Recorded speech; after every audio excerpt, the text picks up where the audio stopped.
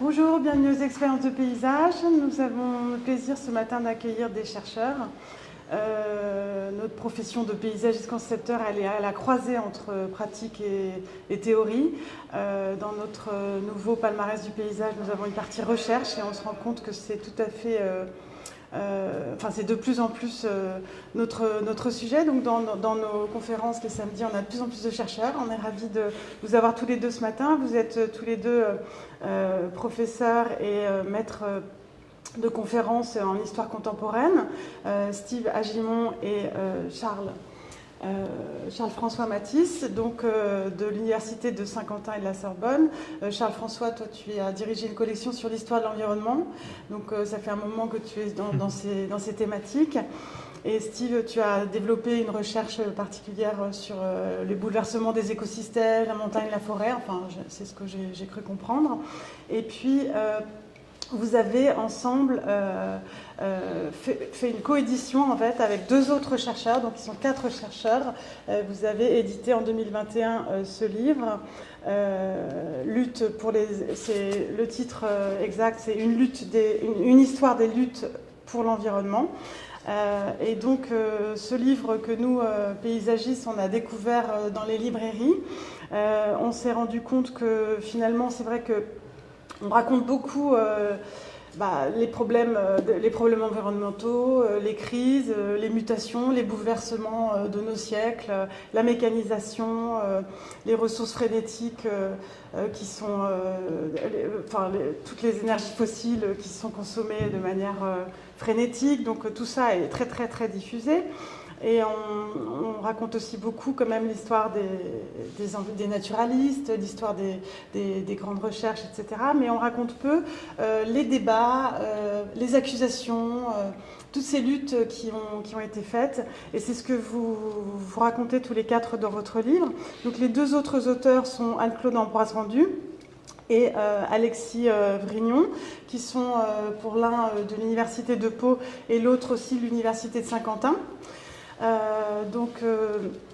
Anne-Claude, elle a plus fait une recherche sur la médiatisation des luttes environnementales.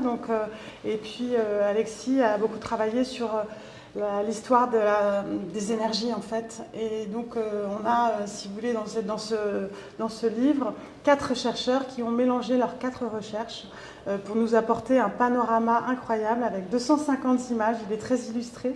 Je vais vous le faire passer dans la salle et je vous conseille à tous de vous le procurer. En tous les cas, nous, on s'est dit dans notre cycle Expérience de paysage, pour les paysagistes, c'est un très bon outil. C'est un outil pour nous qui peut être éclairant. En fait, l'apprentissage des combats est éclairant, qui peut nous aider, nous, dans nos projets de paysage, dans lesquels on mène des combats, en fait, à toutes les échelles, et aussi dans les récits que l'on fait dans nos travaux, les paysagistes. Certainement que ce sera un outil. Voilà, bonne conférence, merci à vous. Merci. Merci beaucoup pour votre accueil et votre invitation. On est très heureux, Steve et moi, d'avoir l'occasion de vous présenter notre ouvrage. Donc, on avait prévu la diapositive pour vous le montrer, le voici. Comme vous l'avez dit, notre idée dans ce livre était initialement de sortir de l'immédiateté, c'est-à-dire de casser un récit qui était celui d'une modernité acceptée, avec plus ou moins de fatalisme ou d'enthousiasme au XIXe siècle, et qui se serait vu contesté à partir des années 70 avec un réveil écologique. Ce qu'on a voulu montrer au contraire, c'est cette absence de linéarité et des flux et des reflux en matière de contestation, en matière de prise de conscience de certains problèmes environnementaux. Il y a des moments où les choses avancent, d'autres où elles reculent, des moments aussi où des idées sont avancées, qui sont en avance sur leur temps, mais qui ne prennent pas, des graines qui germent un peu plus tardivement. Donc c'est ces flux et ces reflux, cette absence de linéarité des combats et des idées qu'on a voulu mettre en avant dans cet ouvrage, autour donc de ces questions de luttes environnementales. Et qu'on a commencé, donc le sous-titre c'est 2 siècles de débats et de combats, et on a voulu effectivement commencer à partir du milieu du XVIIIe siècle, parce qu'il nous a semblé qu'il y avait là un moment dans notre rapport à la nature qui changeait. Pour 3 raisons que j'ai mises sur la diapositive.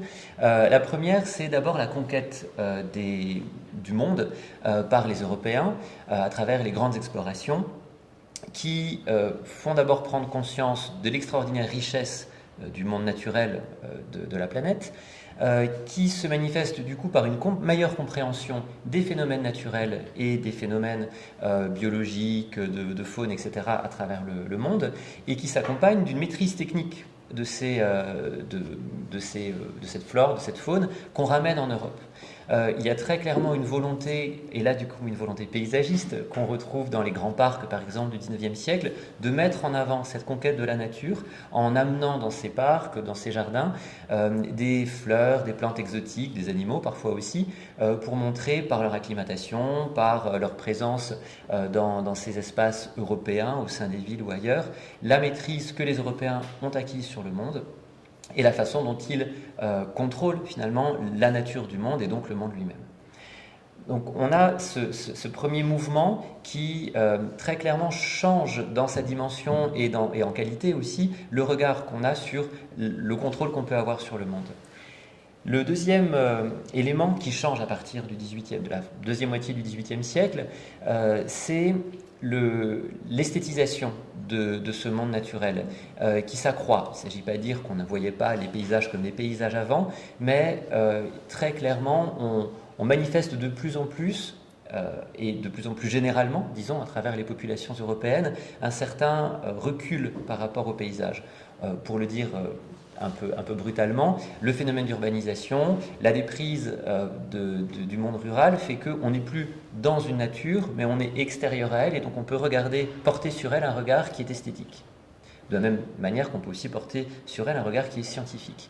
Et ce double mouvement d'esthétisation et de scientifisation du monde naturel fait partie aussi de ces singularités qui se prennent de l'ampleur en quelque sorte et se diffusent au cours du XVIIIe siècle.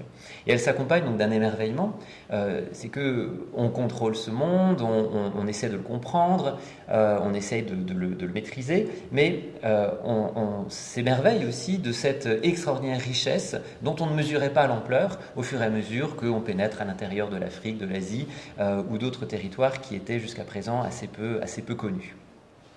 Et puis le troisième mouvement qui naît ou s'accroît avec cette deuxième moitié du XVIIIe siècle et prend de l'ampleur au cours du XIXe et jusqu'à nos jours, c'est évidemment, et ça c'est un peu triste, les dégradations et les nouvelles pollutions.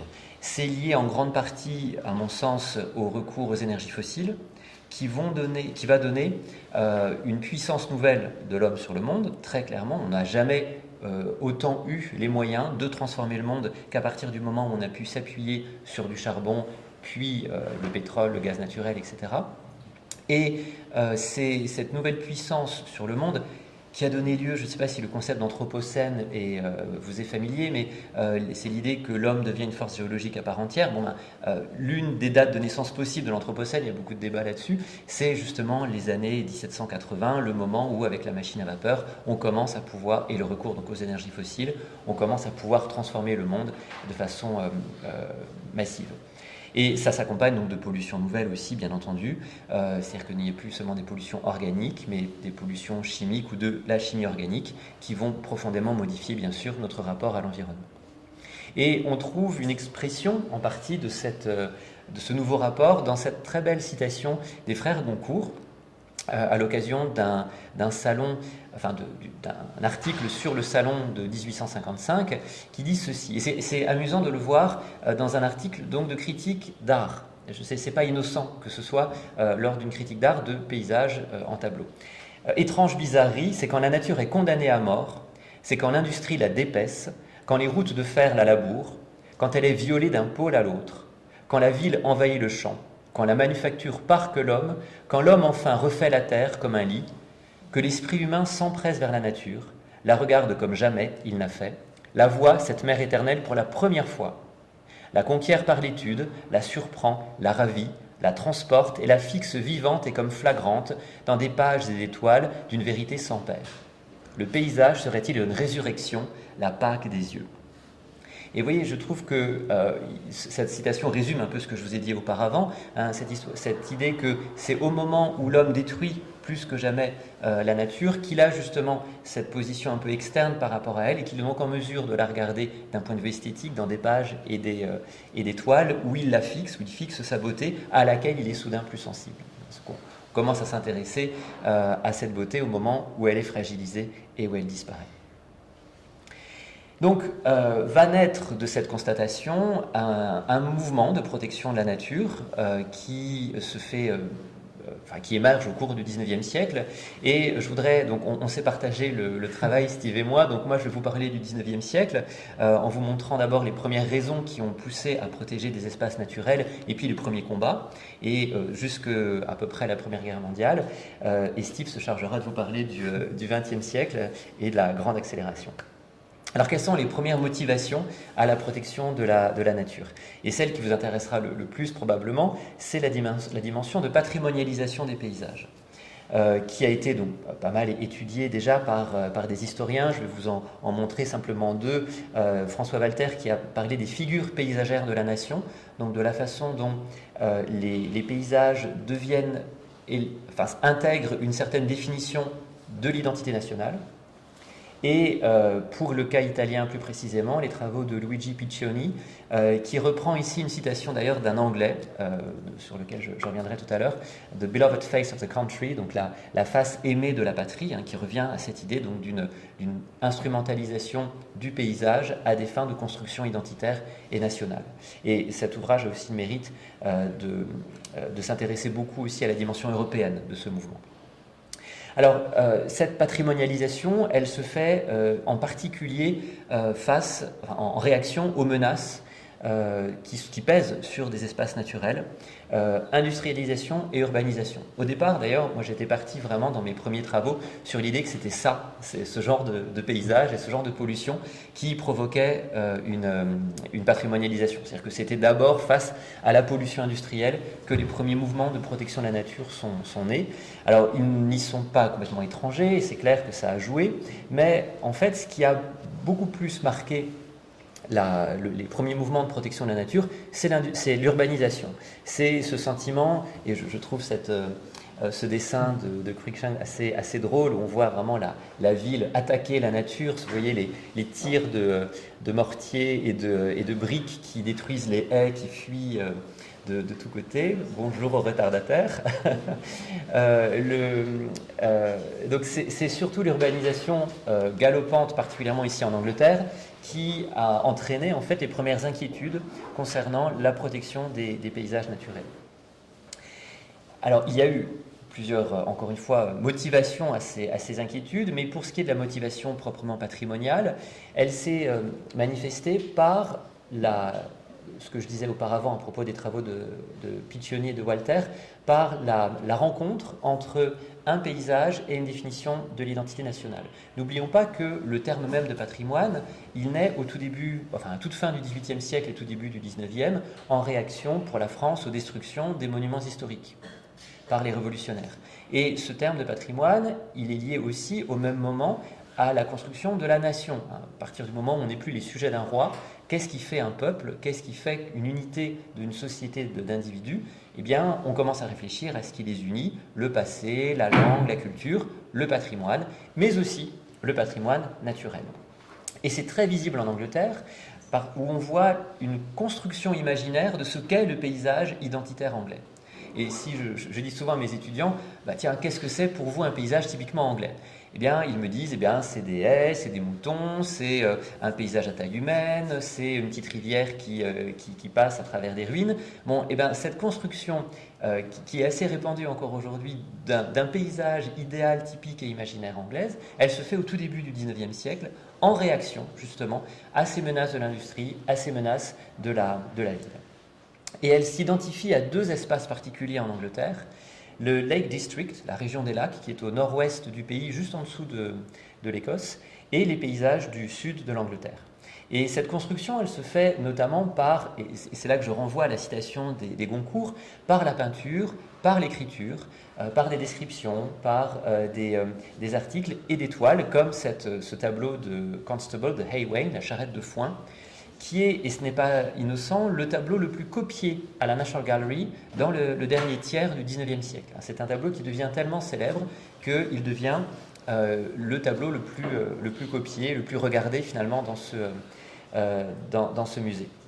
Et que nous présente ici Constable? Eh bien justement cette Angleterre rurale dont on craint la disparition, une Angleterre, vous voyez, pittoresque, à taille humaine, avec donc cette charrette de foin, cette petite maison, ce cottage charmant. Et on en trouve d'autres de ces représentations idéalisées, et notamment cette aquarelle absolument affreuse de Miles Burkett Foster, qui est d'un kitsch absolu et qui est en fait le peintre de paysage le plus apprécié au milieu du XIXe siècle. C'est clairement lui qui a le plus grand succès. On se déchire pour acheter ces aquarelles, et quand vous en avez une, vous les avez vues toutes, elles ressemblent toutes à ça, c'est-à-dire justement cette espèce d'Angleterre, un petit peu de...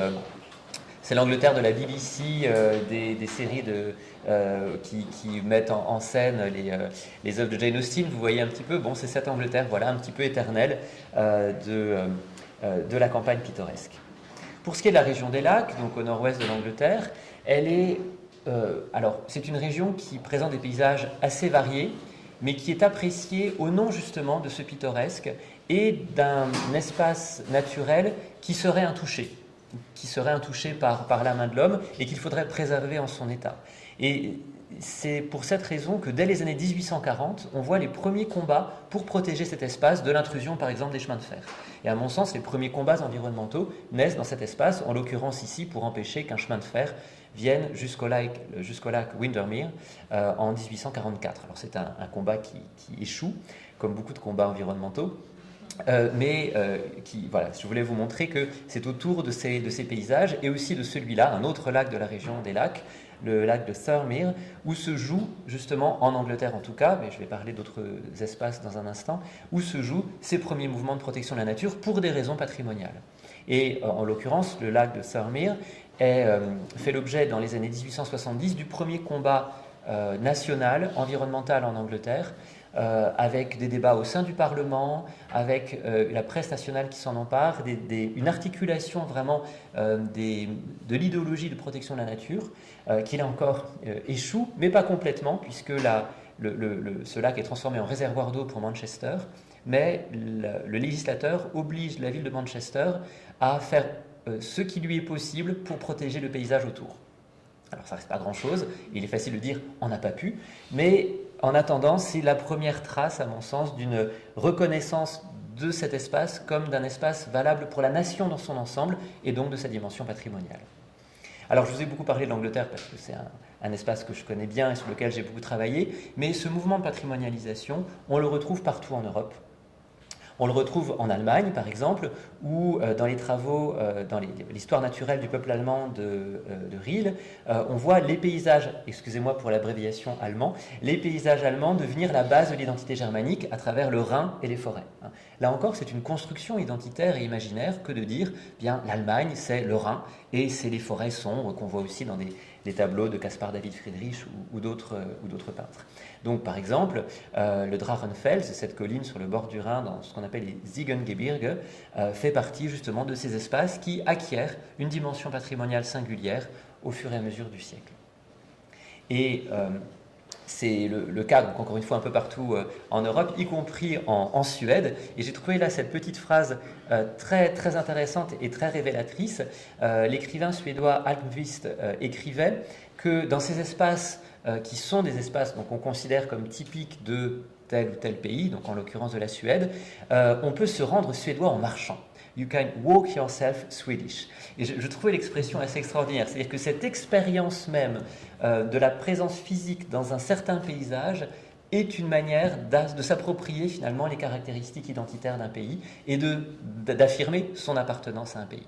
Donc le lien ici me paraît très, très étroit. Alors au-delà de la patrimonialisation, il y a d'autres motivations à la protection des paysages et de la nature, et notamment une visée utilitariste, que je verrai autour de deux angles. Le premier, c'est d'abord un souci de conservation de certains espaces, et pour des raisons économiques et pour des raisons de gestion des ressources naturelles. C'est le cas pour la forêt particulièrement. Alors je ne vais pas m'étendre, mais il y a énormément de débats dès la fin du XVIIIe siècle et tout au long du XIXe siècle sur la nécessité de préserver les forêts. D'abord parce que c'est une ressource importante, le bois n'est pas remplacé brutalement par le charbon et reste une ressource indispensable, ne serait-ce que pour la métallurgie en France, et aussi parce que il y a tout un discours sur le climat, sur lequel Steve reviendra peut-être sur certains points, qui lie déforestation, inondation, sécheresse, troubles du climat. Et dès les années 1820, on s'interroge beaucoup sur la perturbation du climat que peut entraîner la déforestation excessive, et donc on encourage à une meilleure gestion des forêts. Et en 1827, un code forestier en France, par exemple, est passé qui interdit un certain nombre d'usages traditionnels des forêts par les gens qui y vivent, de glanage, de ramassage du bois pour le feu ou pour aller faire paître du bétail, et ce qui entraîne du coup des résistances très vives de la part de ces populations locales qui ne supportent pas d'être exclues de ces espaces qu'on protège au nom d'une certaine rationalité de leur gestion. Et il y a par exemple donc une célèbre guerre des demoiselles, c'est-à-dire une révolte en fait en Ariège en 1829-1830 qui essaye de lutter justement contre cette dépossession par l'État qu'on leur impose de ces espaces. Deuxième raison dans la visée utilitariste qui pousse à protéger ces espaces, c'est le souci hygiéniste. Et ça, c'est très clairement un élément très important de protection des espaces naturels au XIXe siècle, particulièrement autour des villes, justement. C'est la volonté de préserver des espaces pour que les populations vivant dans des villes, dans des conditions insalubres de pollution, puissent de temps en temps s'en échapper et profiter d'espaces verts où elles se ressourcent physiquement et moralement. Et les deux sont très clairement intimement liés. L'idée, c'est vraiment de dire qu'on a des populations de barbares qui sont en train de se créer au sein des villes et que le seul moyen d'empêcher, en gros, l'explosion sociale, c'est de leur permettre de se ressourcer donc, physiquement et de redevenir de bons citoyens et de retrouver une certaine moralité au contact avec une nature apaisante. Et d'où la construction de beaucoup de parcs dans les villes, très clairement. Les grands parcs, par exemple, haussmanniens du Second Empire, avaient cette visée de hygiéniste et de moralisation, et c'est le cas aussi pour les espaces qu'on essaie de protéger autour des villes. En Angleterre, par exemple, vous connaissez peut-être Hampstead Heath près de Londres. Hampstead Heath a été protégé dans les années 1860 très clairement parce que c'était un des rares espaces vers lesquels les londoniens pouvaient se tourner. Et ce souci hygiéniste, donc on le voit par exemple dans cette caricature du magazine Puck de 1909 que je trouve assez drôle, où vous voyez donc la dimension sociale aussi bien sûr qui se joue là-dedans, avec cet industriel qui crée des industries qui vont détruire des paysages et la ville, mais qui lui peut se dorer la pilule, puisque c'est exactement cela, dans un espace plaisant, au soleil, pendant que les populations les plus pauvres souffrent de la pollution et de la misère. Ça induit aussi, bien sûr, des pratiques sociales nouvelles. Ces espaces naturels qu'on crée ou qu'on protège sont ressaisis par la population à des fins, alors ici, par exemple, de pique-nique, mais pour d'autres pratiques aussi qui peuvent être des pratiques sportives, qui échappent parfois, et ça peut vous intéresser aussi en tant que paysagiste et concepteur, c'est qu'on voit historiquement certains parcs, par exemple, dont l'usage qui est fait par les populations échappe aux idées initiales des concepteurs, notamment dans les pratiques sportives justement, où on commence à faire du football dans des espaces qui n'étaient pas prévus forcément pour cela, où on les avait conçus pour déambuler ou profiter d'une beauté naturelle. Eh bien, les populations en font finalement ce qu'elles souhaitent. Enfin, et il faut que j'accélère un petit peu, Steve, je te laisserai suffisamment de temps, mais il faut quand même que j'avance un peu. Il y a des raisons écologiques à la protection de ces espaces et de ces paysages qui restent marginales. Vraiment, les principales motivations de protection des espaces naturels, c'est la patrimonialisation et la visée utilitariste, mais on voit émerger au cours du siècle aussi des conceptions écologistes écologiques qui vont amener à une protection pour ces raisons-là de certains espaces. Dans l'ouvrage sur les luttes pour l'environnement, on a fait toute une fiche sur ce monsieur Gilbert White, qui était un pasteur d'une petite ville du Hampshire, qui a passé sa vie en fait dans sa commune à observer la nature autour de lui. Et c'est un ouvrage très intéressant parce qu'il est considéré comme un des premiers ouvrages d'une étude écologique d'un microsystème, d'un écosystème très, très localisé en fait. Parce que Gilbert White ne se contente pas de dire tout ce qui m'entoure est beau, mais d'étudier les interrelations entre les différentes espèces naturelles de son village et les animaux et ces espèces naturelles. Et ce regard à une échelle très réduite, il contraste justement avec d'autres études beaucoup plus vastes, qui elles aussi marquent les premiers jalons d'une pensée écologique, comme celle d'Alexander von Humboldt, qui a fait un grand voyage à la toute fin du 19e siècle et à la toute fin du 18e siècle, et au début du 19e, notamment en Amérique latine, avec un Français, Aimé Bonpland, dont il a tiré des premières réflexions interrogeant justement non seulement la répartition des plantes, mais aussi essayant d'expliquer pourquoi les plantes se retrouvent à certaines altitudes, dans certaines configurations, dans certains sols, avec d'autres plantes ou d'autres animaux. Donc une première réflexion, encore une fois, mais cette fois à un niveau beaucoup plus vaste que celui de Gilbert White, sur les interrelations entre milieu et flore et faune. Cette écologie est vraiment une construction européenne, cette science écologique qui se construit donc par des Anglais, des Allemands, encore un Allemand ici avec Ernst Haeckel qui est le premier à forger le terme écologie, c'est un disciple de Darwin, et elle finit donc par faire émerger une pensée de ces interrelations et donc la nécessité de protéger certains espaces au nom justement de leur unicité écologique et de leur valeur en termes d'interrelation entre espèces. D'où les premiers combats qui vont émerger autour de ces trois dimensions. Alors j'ai essayé de vous trouver trois combats symboliques de ces trois motivations. Donc le premier, il fallait parler de Fontainebleau. On peut difficilement parler de protection de la nature au XIXe siècle sans à un moment vous parler de Fontainebleau, qui est l'un des premiers espaces protégés au monde, par un décret impérial de 1861 qui le transforme en réserve artistique.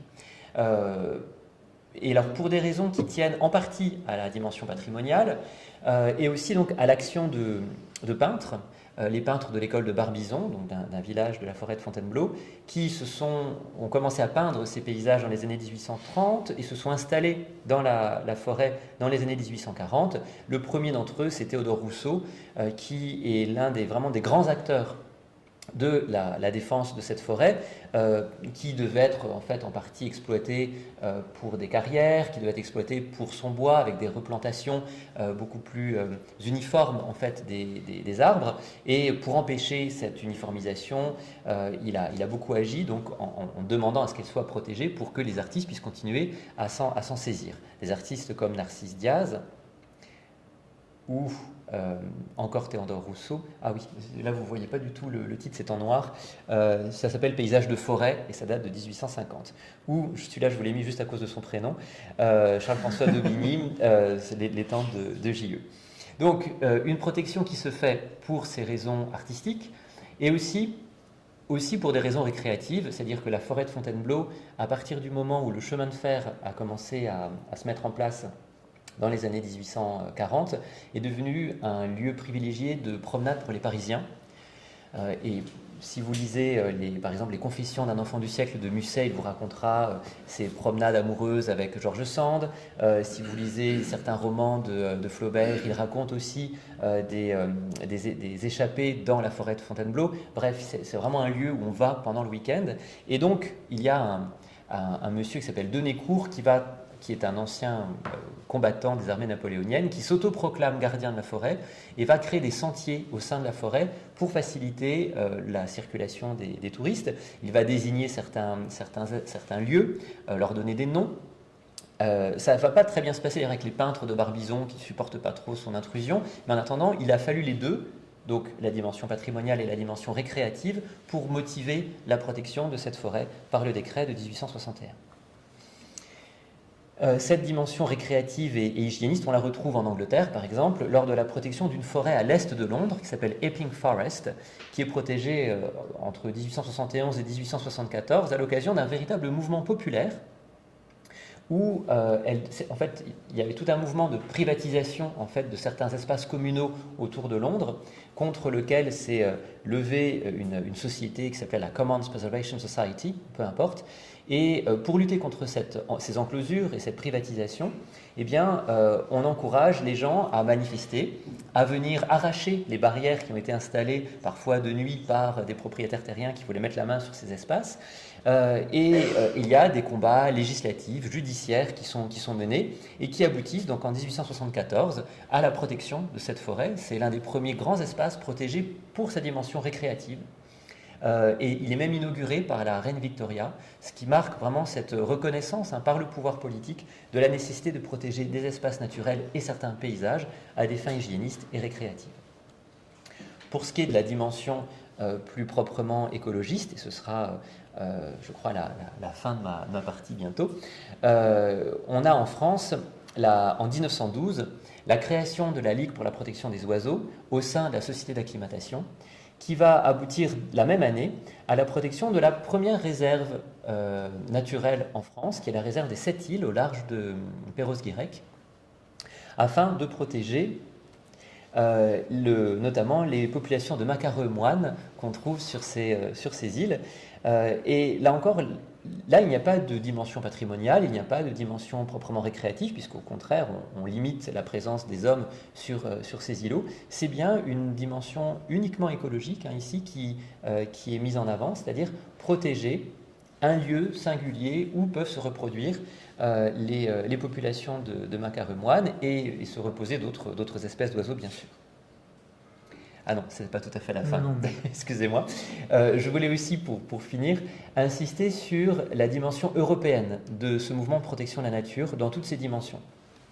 C'est-à-dire qu'il est extraordinairement frappant pour l'historien de voir que même s'il y a des rythmes différents dans la patrimonialisation de certains espaces, dans la naissance d'une pensée écologique à travers les différents pays européens, à la fin du XIXe siècle, dans les années 1890 et dans les premières années jusqu'à la Première Guerre mondiale, vous avez un foisonnement d'expériences, d'actions et de pensées qui émergent partout en Europe.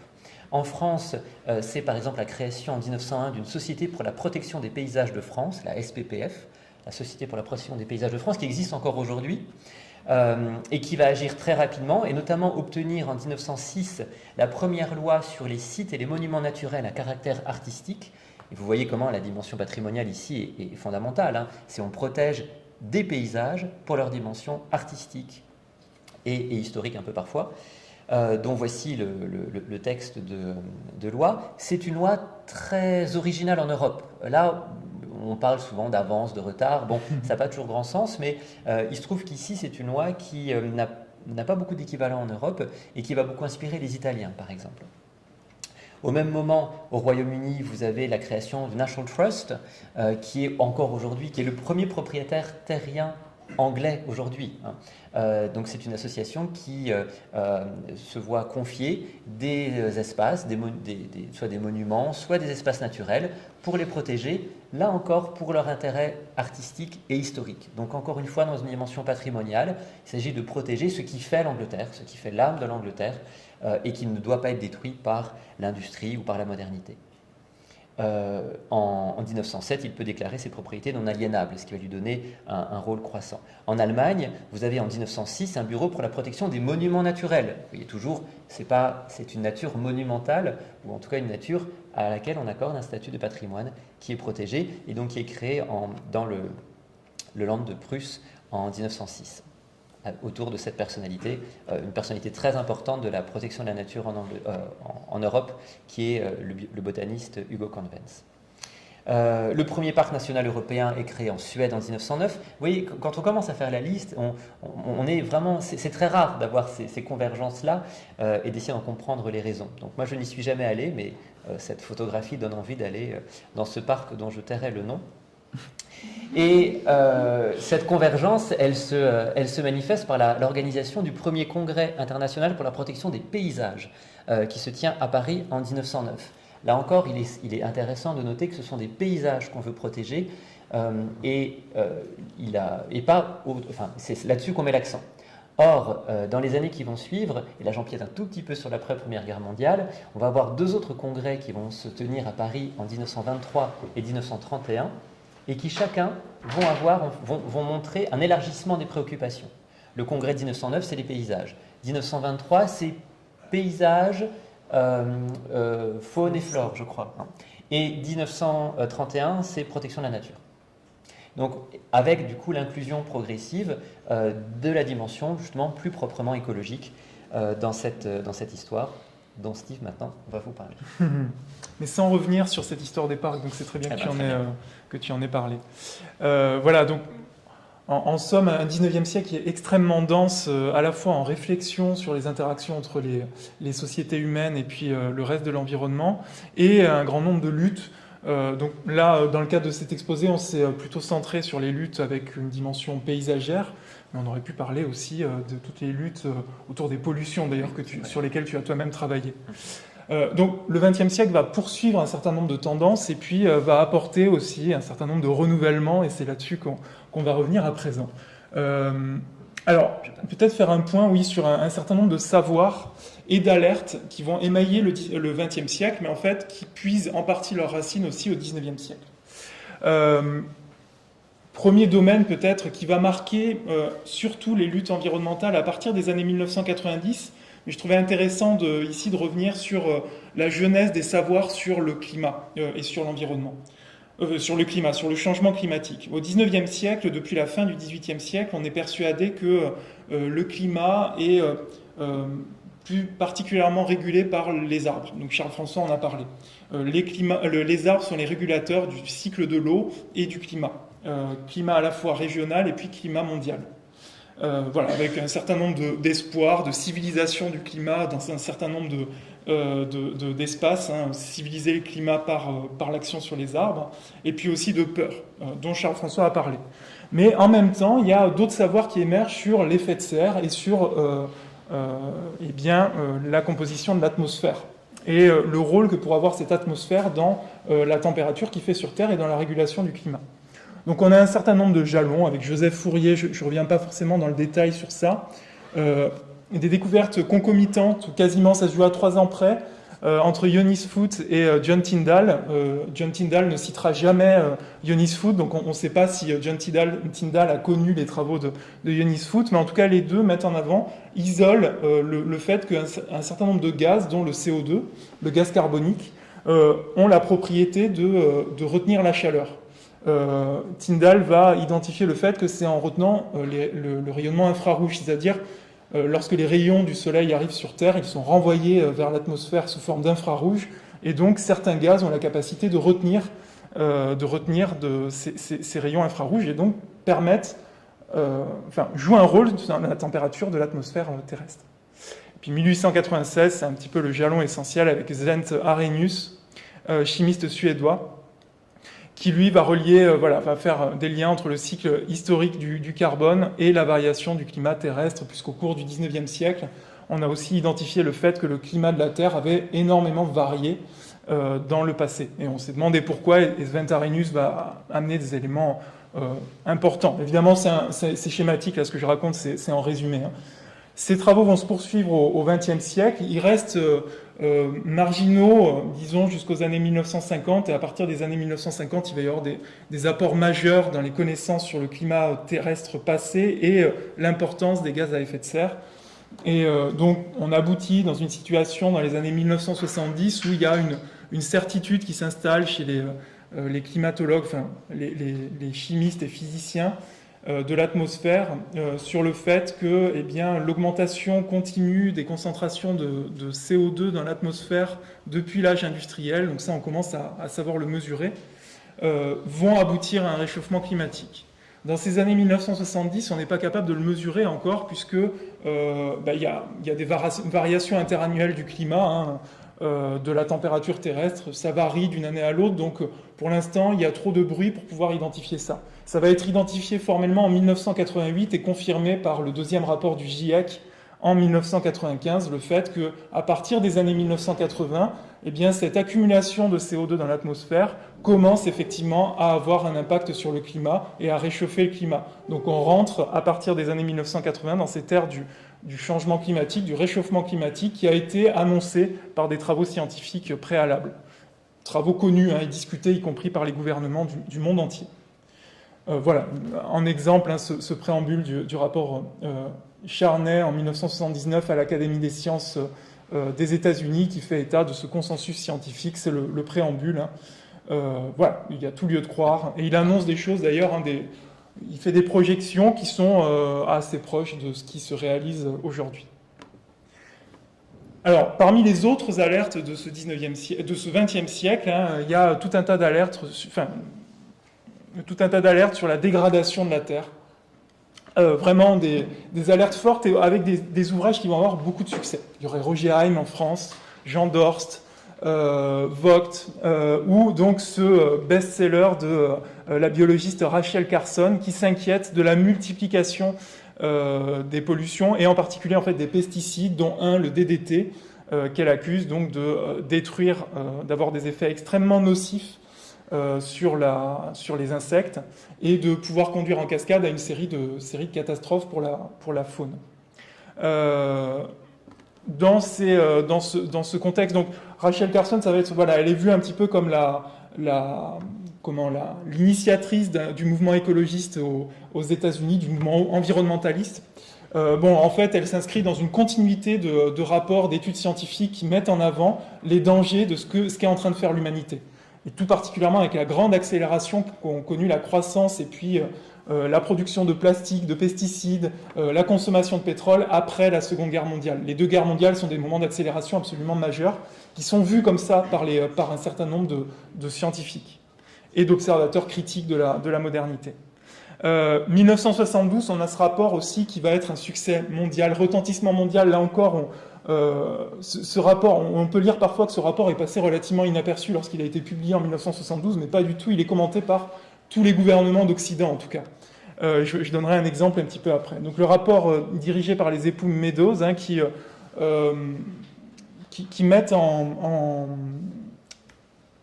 voilà, un rapport commandé par le Club de Rome. Le Club de Rome, c'est un groupe d'experts internationaux. Enfin, en fait, ce sont des hauts fonctionnaires, des anciens politiciens, des scientifiques qui se réunissent pour penser l'avenir de la planète et qui vont commander ce rapport sur la croissance. Est-ce que la croissance a des limites naturelles à un groupe de jeunes chercheurs du MIT. Voilà, ils vont brasser, donc c'est un peu la première modélisation avec utilisant les ordinateurs, la puissance de calcul des ordinateurs et le big data. Enfin, voilà, ils cumulent des données mondiales depuis 1900 et ils vont voir comment ces différentes variables coévoluent. Et ils vont montrer que, en fait, ils vont faire un certain nombre de scénarios et que dans tous les scénarios, sauf un, dans tous les scénarios, il y a un effondrement quelque part au XXIe siècle. C'est-à-dire que ce rythme de croissance, de population, dépollution, de consommation de ressources terrestres n'est pas durable, n'est pas viable. Il n'y a qu'un scénario où on évite l'effondrement, c'est un scénario où on s'occupe dès les années 1970 de stabiliser la croissance. Croissance démographique et croissance économique. Retentissement mondial, donc voilà, avec cette formule connue qu'une croissance infinie dans un monde aux ressources finies est impossible, qui ressort de ce rapport. Voici un certain nombre de ces scénarios, de ces modélisations. Ils se gardent bien d'identifier une date précise d'effondrement et ils disent quelque part au XXIe siècle. Voilà. Il commente évidemment, puisqu'une des critiques qui va être faite à ce rapport Meadows, c'est d'ignorer les innovations technologiques. Le renvoyer à Malthus, c'est de l'erreur fondamentale de Malthus qui a été d'ignorer Malthus qui imaginait aussi un futur effondrement et d'avoir ignoré le progrès technologique qui a permis de sortir des limites physiques de la croissance agricole et donc de nourrir cette population croissante. Et donc ils commentent la technologie, ils appellent à la prudence sur les effets que peut avoir la technologie, que peuvent avoir les technologies, un effet de déplacement des problèmes et finalement d'aggravation des problèmes. Ils pensent tout particulièrement à ce moment-là au nucléaire. Voilà, je passe sur Nicolas. En fait, il y a une série de travaux autour de 1970 qui interrogent la durabilité de la croissance. En fait, les économistes eux-mêmes, hein, depuis le 19e siècle, s'étaient assez régulièrement préoccupés du fait que, eh bien, évidemment, une croissance infinie dans un monde aux ressources finies était impossible.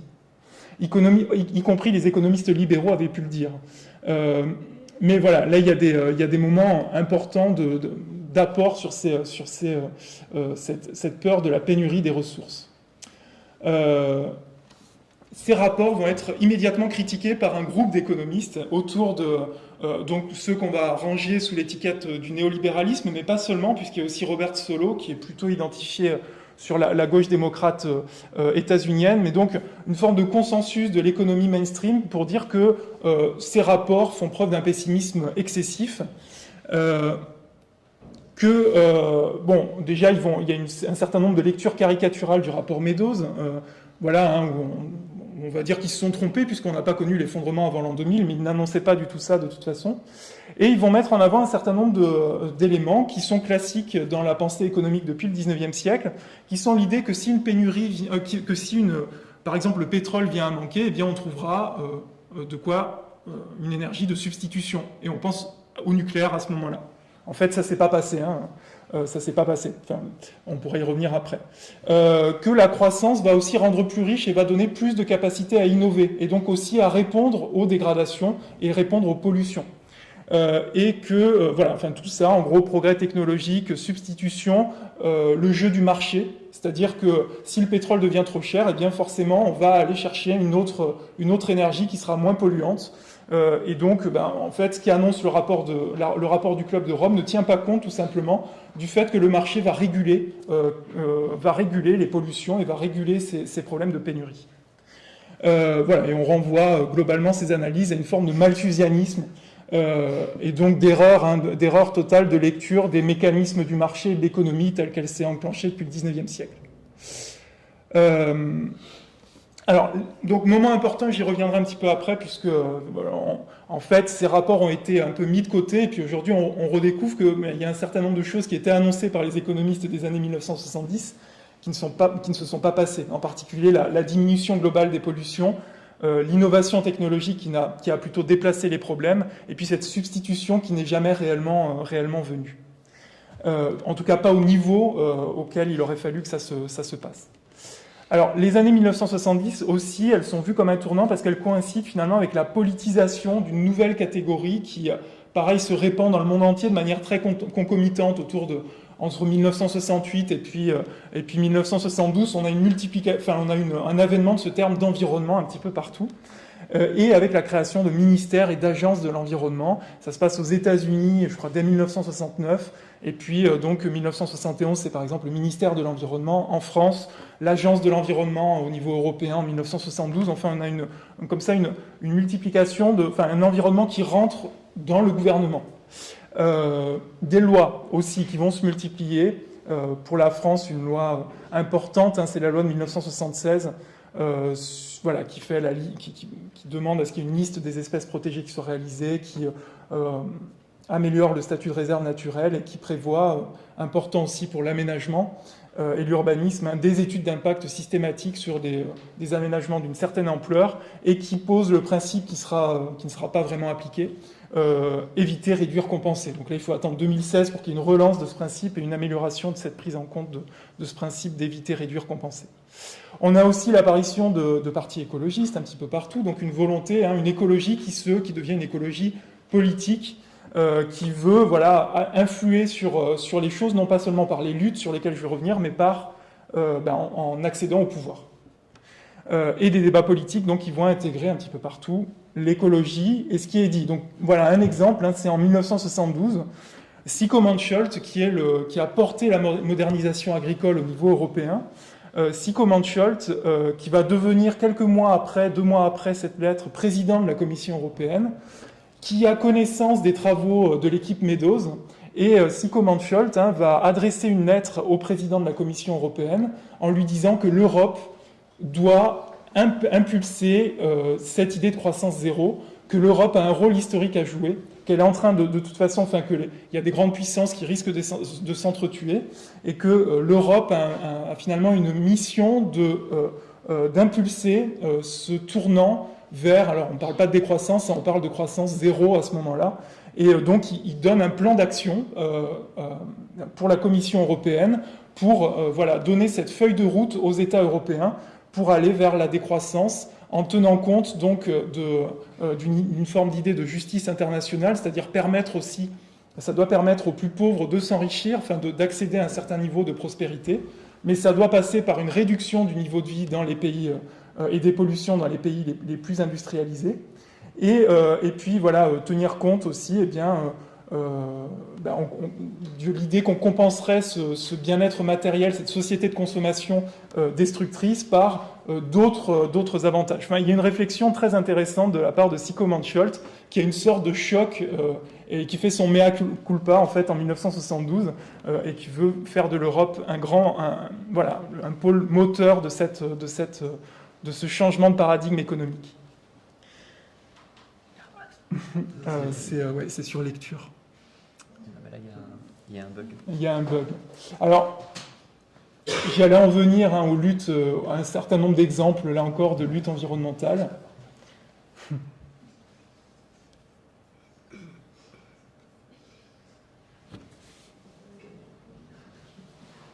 Ouais. On a la petite roulette russe du Mac qui est jamais bon signe. Ah, mais ça s'affiche encore. Ouais, mais Microsoft. voilà, il faut quitter. Ignorer. Ouais, en fait, c'est marrant, il y a une petite fenêtre qui s'est ouverte sur l'écran là, mais pas que nous on voit pas. Et si on... Peut-être faut l'éteindre. Ou alors il faut aller sur un autre et à ce moment-là, forcer à quitter. Allez dans forcer à quitter.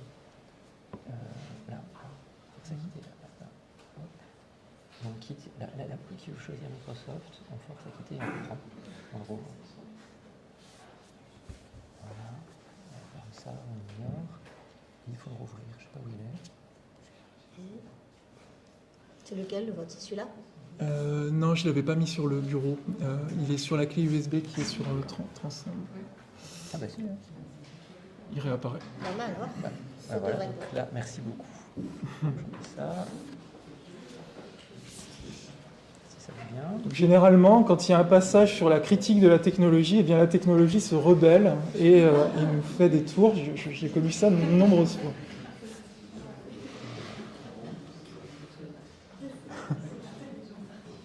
Ça permet d'avoir une rétrospective Voilà. de tout ce qu'on a raconté aussi. C'est une petite révision avant d'arriver aux luttes du 20e.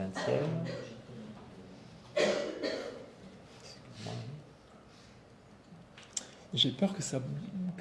Ça rebelle. Ouais, mais il faut que tu passes la première... Je crois qu'il y a une attends. police non supportée. Ah, ce serait ça. Ouais, ça serait peut-être ça. Donc on est là. Toc. Et là, attention, c'est là. Et passe encore. Et voilà. Ça bug. Ok, donc ça... Donc faut que tu... peut-être... Ah, il me semble qu'on retrouve le même truc. Autrement mettre le PDF. Hein. Et on a... T'as le PDF? Ouais, je l'ai mis en PDF aussi. Excusez-nous, hein, on va régler...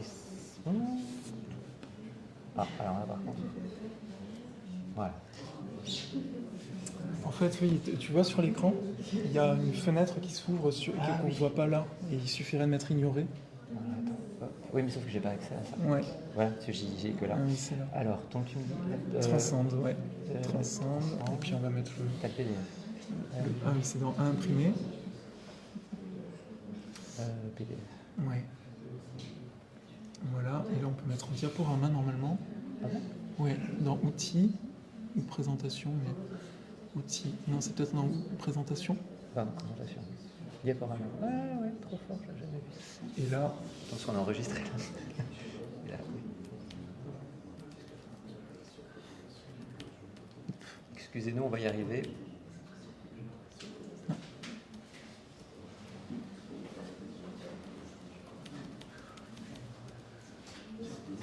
Oui, c'est ça. Ouais. On y arrive, là ça ne devrait plus bugger, on a juste plus l'heure. Mais... Oui, mais ça... Ouais, c'est bon, on l'a vu. Voilà. Voilà. On en arrive à cette multiplication des luttes.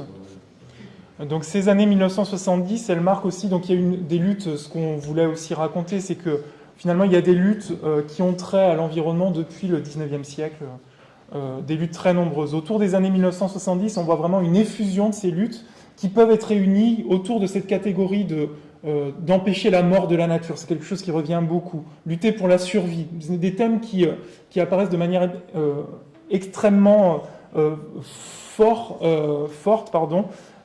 donc autour de 1970. Et puis le concept même d'environnement qui permet de regrouper des luttes qui auparavant étaient dispersées. Et on a des symboles de ces moments de cette force nouvelle des luttes environnementales et de cette connexion mondiale avec le Earth Day, par exemple, aux États-Unis, le 22 avril 1970, qui est considéré qui est dans le courant de la contestation de la guerre du Vietnam, du mouvement pour les droits sociaux aux États-Unis qui ont marqué les années 1960.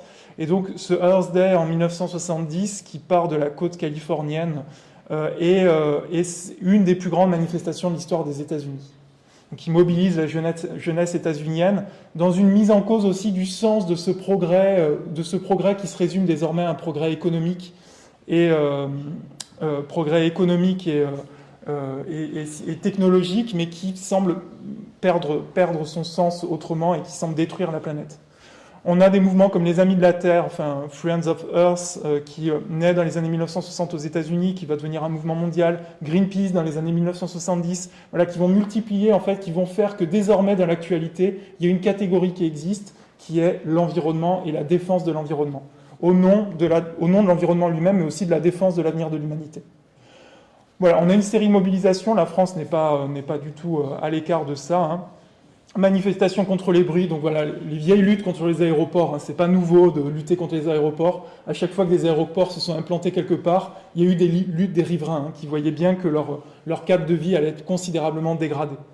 Des luttes contre l'automobile, des luttes contre les projets de voies sur berge, des dénonciations aussi des pollutions majeures liées à l'économie fossile, donc avec les marées noires, les grandes marées noires. La lutte du Larzac en France, qui est un moment vraiment important où finalement, un moment de conversion d'un certain nombre de luttes 68ardes dans l'écologie, qui vont retrouver en fait cette dénonciation d'un sens perdu, le sens perdu va être retrouvé dans l'écologie. Donc dans une nouvelle manière de faire société qui serait autour de cette forme de convivialité et de respect mutuel entre humanité et écosystème. Donc lutte du Larzac, hein, qui cristallise autour du projet d'extension d'un camp militaire, qui dure 10 ans. 10 ans de grands rassemblements. Voilà, traduction aussi dans les élections, ça j'en avais parlé, oui, tu peux passer. Des mouvements aussi, mouvements globaux, mouvements nationaux, aussi beaucoup de mouvements locaux, donc mouvements qui ont pour cadre les villes, les campagnes. Et dans les villes, il se passe beaucoup de choses. Et une de ces mobilisations urbaines, hein, c'est ce qui se passe autour de Liz Christie à New York, donc c'est ce Green Guerrilla, guérilla jardinière ensuite, qui vise à lutter, ce que j'ai mis là, hein, contre l'accaparement privé du foncier urbain, donc une réflexion sur la ville, hein, et sur la justice sociale dans les villes, justice sociale et environnementale. Et puis des idées autour de la valorisation de plantes locales, contre leur commercialisation, enfin voilà, ce genre de choses qu'on connaît encore aujourd'hui, hein, qui sont encore porteurs aujourd'hui de mobilisation et de collectifs.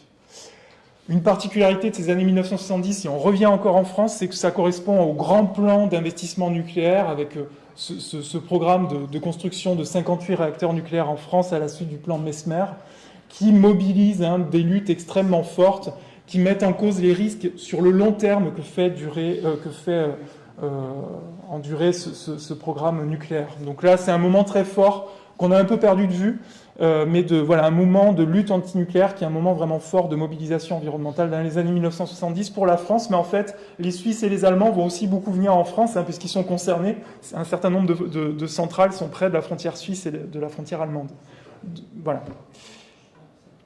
Des mobilisations aussi de l'autre côté du rideau de fer. Donc là, c'est une mobilisation autour du Danube, donc entre Hongrie et Autriche, et des mobilisations dans les Suds.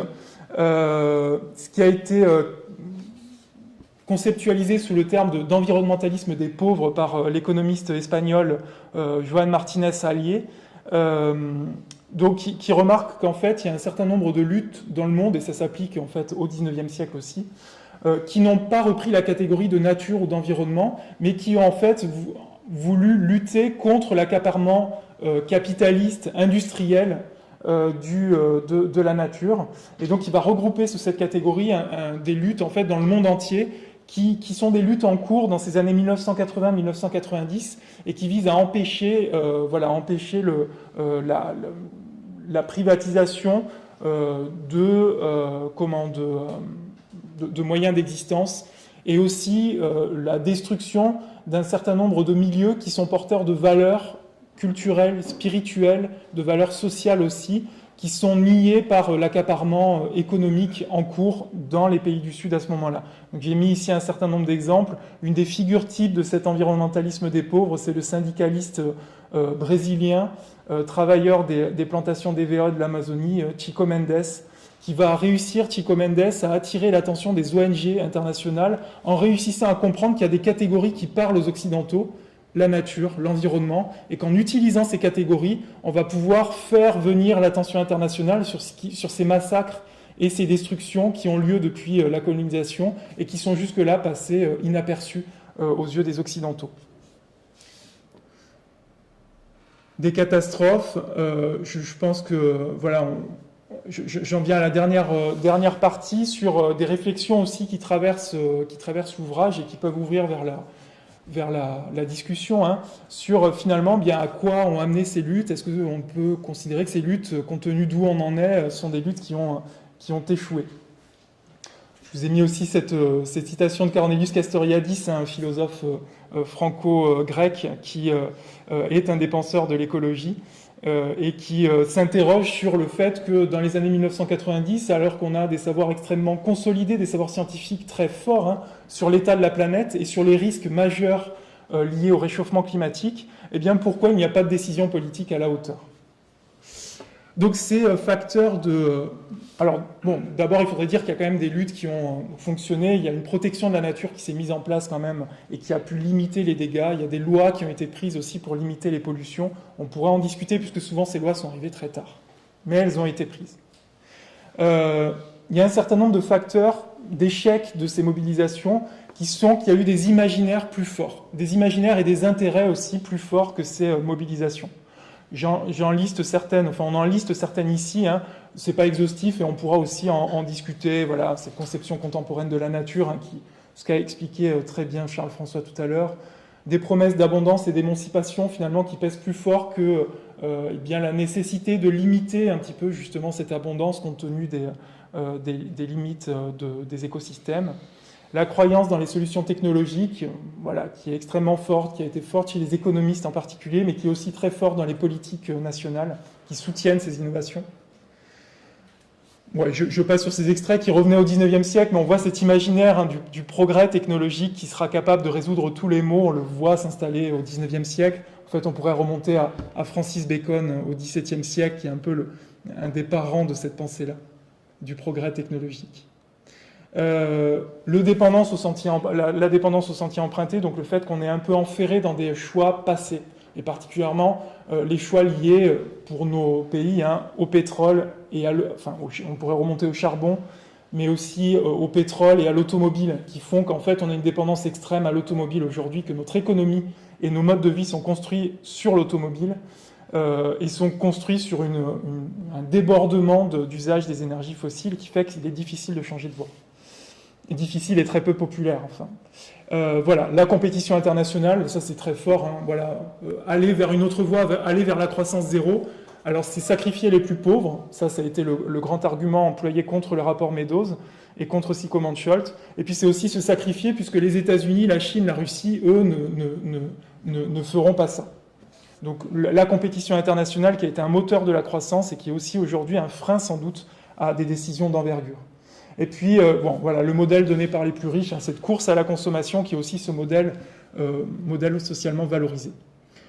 Il y a eu tout un tas d'historiens qui ont aussi travaillé sur la fabrique du doute et de l'ignorance, la manière dont finalement des mesures politiques à la hauteur des enjeux ont pu être retardées par les stratégies des grandes entreprises, qui ont essayé de faire planer un doute sur la réalité des savoirs, des connaissances scientifiques. L'industrie du tabac avait commencé, donc assez loin de l'environnement, hein, simplement pour des questions de santé. L'amiante l'a beaucoup fait aussi.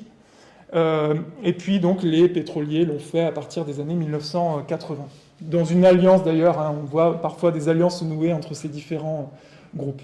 Un exemple connu, c'est celui d'Exxon, plus grande société pétrolière mondiale, hein, qui dans les années 1970 va fournir parmi les meilleures modélisations du réchauffement climatique à venir, parce qu'ils ont beaucoup de moyens. Ils ont même plus de moyens que la recherche publique. Donc ils vont modéliser, ils vont avoir rassembler des connaissances très précises sur le réchauffement climatique à venir et sur son danger. Ils vont être, donc la direction, voilà, là on a toute la chaîne, hein, de responsabilité et de connaissances, la direction est bien au courant de ce qui se passe. Ils vont financer des études pour être vraiment sûrs de ce qui va se passer. Et finalement, ils vont aller vers une autre stratégie qui est de promettre d'abord qu'on trouvera qu'il faut 50 ans. En gros, il y a 50 ans, il faut se donner 50 ans, on a 50 ans avant qu'il y ait des vrais dommages, et donc ces 50 ans, eh bien, on va les mettre on va s'en servir pour financer la recherche et trouver des solutions alternatives au pétrole. Ce chiffre de 50 ans, c'est un petit peu celui qu'on retrouve aujourd'hui. Enfin, il y a une permanence de ces 50 ans qui fait qu'on fait reculer sans cesse l'échéance de cette fin du pétrole. Et ils vont aussi financer ce qu'on a appelé les marchands de doute, c'est-à-dire un certain nombre de groupes groupes climato-sceptiques, tout simplement. Voilà, il y a un certain nombre d'études qui ont montré des stratégies mises en œuvre pour retarder les législations. Et parmi les stratégies, il y a eu aussi le fait, dans un certain nombre d'entreprises, mais aussi d'États, j'aurais pu montrer la même chose avec des États, de montrer qu'il y a une action, en fait, de faire penser qu'il faut leur faire confiance parce qu'ils sont en train d'agir. Et ça a été toute la reprise du développement durable qui était partie d'extrêmement bonnes intentions, le développement durable, hein, de réussir à concilier justice sociale et prise en compte de l'environnement, et qui a été un petit peu récupéré dans les années 1970 autour de l'idée qu'on allait pouvoir maintenir la croissance, mais en tenant compte de l'environnement, et qui a servi à une forme de greenwashing assez généralisée du côté d'un certain nombre de grandes entreprises. Voilà, je passe sur un certain nombre de choses, puisque pour laisser un petit peu de temps à la discussion, un constat aussi qu'il y a eu un grand nombre de politiques publiques qui ont pu faire dans les années 1980, d'ailleurs, qu'on s'est dit que, eh bien, ça y est, l'environnement, ces problèmes environnementaux étaient pris en charge politiquement et que les choses allaient changer. Le développement durable est venu aussi accompagner cette pensée que les choses allaient aller vers le mieux. Donc, finalement, hein, ce dont on se rend compte, c'est qu'à chaque fois, les intérêts économiques ont fait en sorte que les intérêts pour la croissance, pour la compétition internationale, ont fait que eh bien, les mesures environnementales n'ont pas été à la hauteur des enjeux, tout simplement parce que ça aurait sapé la compétitivité internationale des pays et des entreprises. Donc on a cherché des ajustements de manière à gêner le moins possible la croissance économique. On est encore un petit peu là-dedans, même si on a, avec ce recul, l'idée qu'il faudra sans doute passer à autre chose. Mais bon, c'est des vraies décisions politiques, évidemment. Voilà, là, oui, une courbe qui a été faite, hein, qui montre l'augmentation de la concentration de gaz à effet de serre depuis le début du moment où on sait, hein, que ça va être catastrophique, qui met aussi en rapport les conférences internationales et leur inefficacité, qui, dite comme ça, est un petit peu désespérante, mais qui doit plutôt, je pense, pousser à l'action et à sortir d'une forme de naïveté, de crédulité, où là, il y a un vrai intérêt de l'histoire pour voir ce qui a pu être fait par le passé et ce qui finalement a raté. Voilà, dernière diapositive une citation de Michelet, un célèbre historien du XIXe siècle, le plus grand historien français du milieu du XIXe siècle, qui fait cette histoire de l'humanité qui est une histoire de l'arrachement de l'homme à la nature, et qui voit cette civilisation, c'est une pensée très commune au XIXe siècle, qui voit la civilisation comme un arrachement aux contraintes naturelles. Évidemment, aujourd'hui, alors Michelet se contredira plus tard, puisque Michelet va être un des plus préoccupés parmi ses contemporains devant la dégradation de l'environnement. Et aujourd'hui, évidemment, la manière de faire l'histoire eh bien, s'inscrit dans un tout autre contexte, hein, qui nous amène à relire le passé, non plus comme un arrachement vis-à-vis de la nature, mais comme une accumulation de problèmes qui n'ont pas été résolus et dont on hérite aujourd'hui. Voilà, on s'arrête là Merci Et pour votre attention. j'espère qu'on a du temps pour la discussion.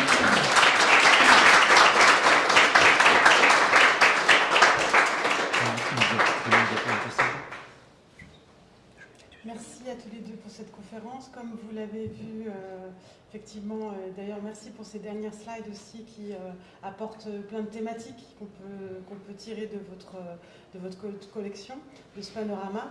Et simplement pour redire que ce livre, effectivement, il est très utile, il faut qu'on l'utilise. Tous les étudiants en architecture, en paysage, pour vous, c'est très intéressant. Il y a dedans des grandes figures sur lesquelles on peut s'appuyer dans nos travaux. Il y a des écrits. Il y avait notamment au début du bouquin, il y a une enquête sur le changement climatique en 1821 qui est très intéressante à lire parce qu'effectivement on peut se la refaire aujourd'hui. Puis il y a aussi des images très fortes, comme cette image qu'on a mise sur l'affiche, avec ce masque dans les luttes en 70. Et donc il faut les utiliser. Nous, on va l'utiliser un petit peu, parce que cette année, on va fêter les 30 ans de la loi paysage, 93, avec Ségolène Royal, et qui pour nous était importante aussi, parce que c'est un moment où on met le mot paysage dans une politique. Après, tout ce qui a suivi derrière, justement, l'objet des 30 ans, là, ça va être de montrer que ça n'a pas tellement servi, finalement, mais évidemment, mais on va pouvoir s'appuyer aussi sur des travaux historiques. Et simplement, moi, ce que je trouve extrêmement intéressant aussi avec ce bouquin et votre travail, c'est que, et puis bon, votre engagement aussi, puisque vous êtes dans une association La Ruche, vous pourrez en parler aussi après.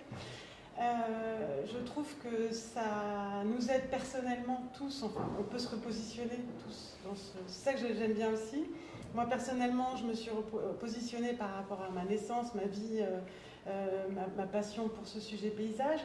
Et donc, je vois des choses, évidemment, puisque je suis née dans la vallée de Chevreuse, donc au Vaud-de-Cernay, avec les peintres paysagistes, c'était Germain-Léon Pelouse, le plus connu, donc cette figure-là. Je passais mon temps dans la forêt, et puis en même temps avec un père engagé pour un parc naturel, et dans les petits papiers de Philippe Saint-Marc que j'ai retrouvés dans et donc dans ces luttes, et donc j'ai compris des choses aussi par rapport à mes convictions et mon parcours. Et ben, je trouve que c'est intéressant que chaque personne se positionne aussi dans tout ça. Et je me suis dit, en fait, finalement, ça se transmet aussi, les luttes environnementales, parce que c'est vrai que cette transmission que j'ai vécue avec ces parcs naturels périurbains qu'il fallait défendre en Île-de-France, ça m'a marqué.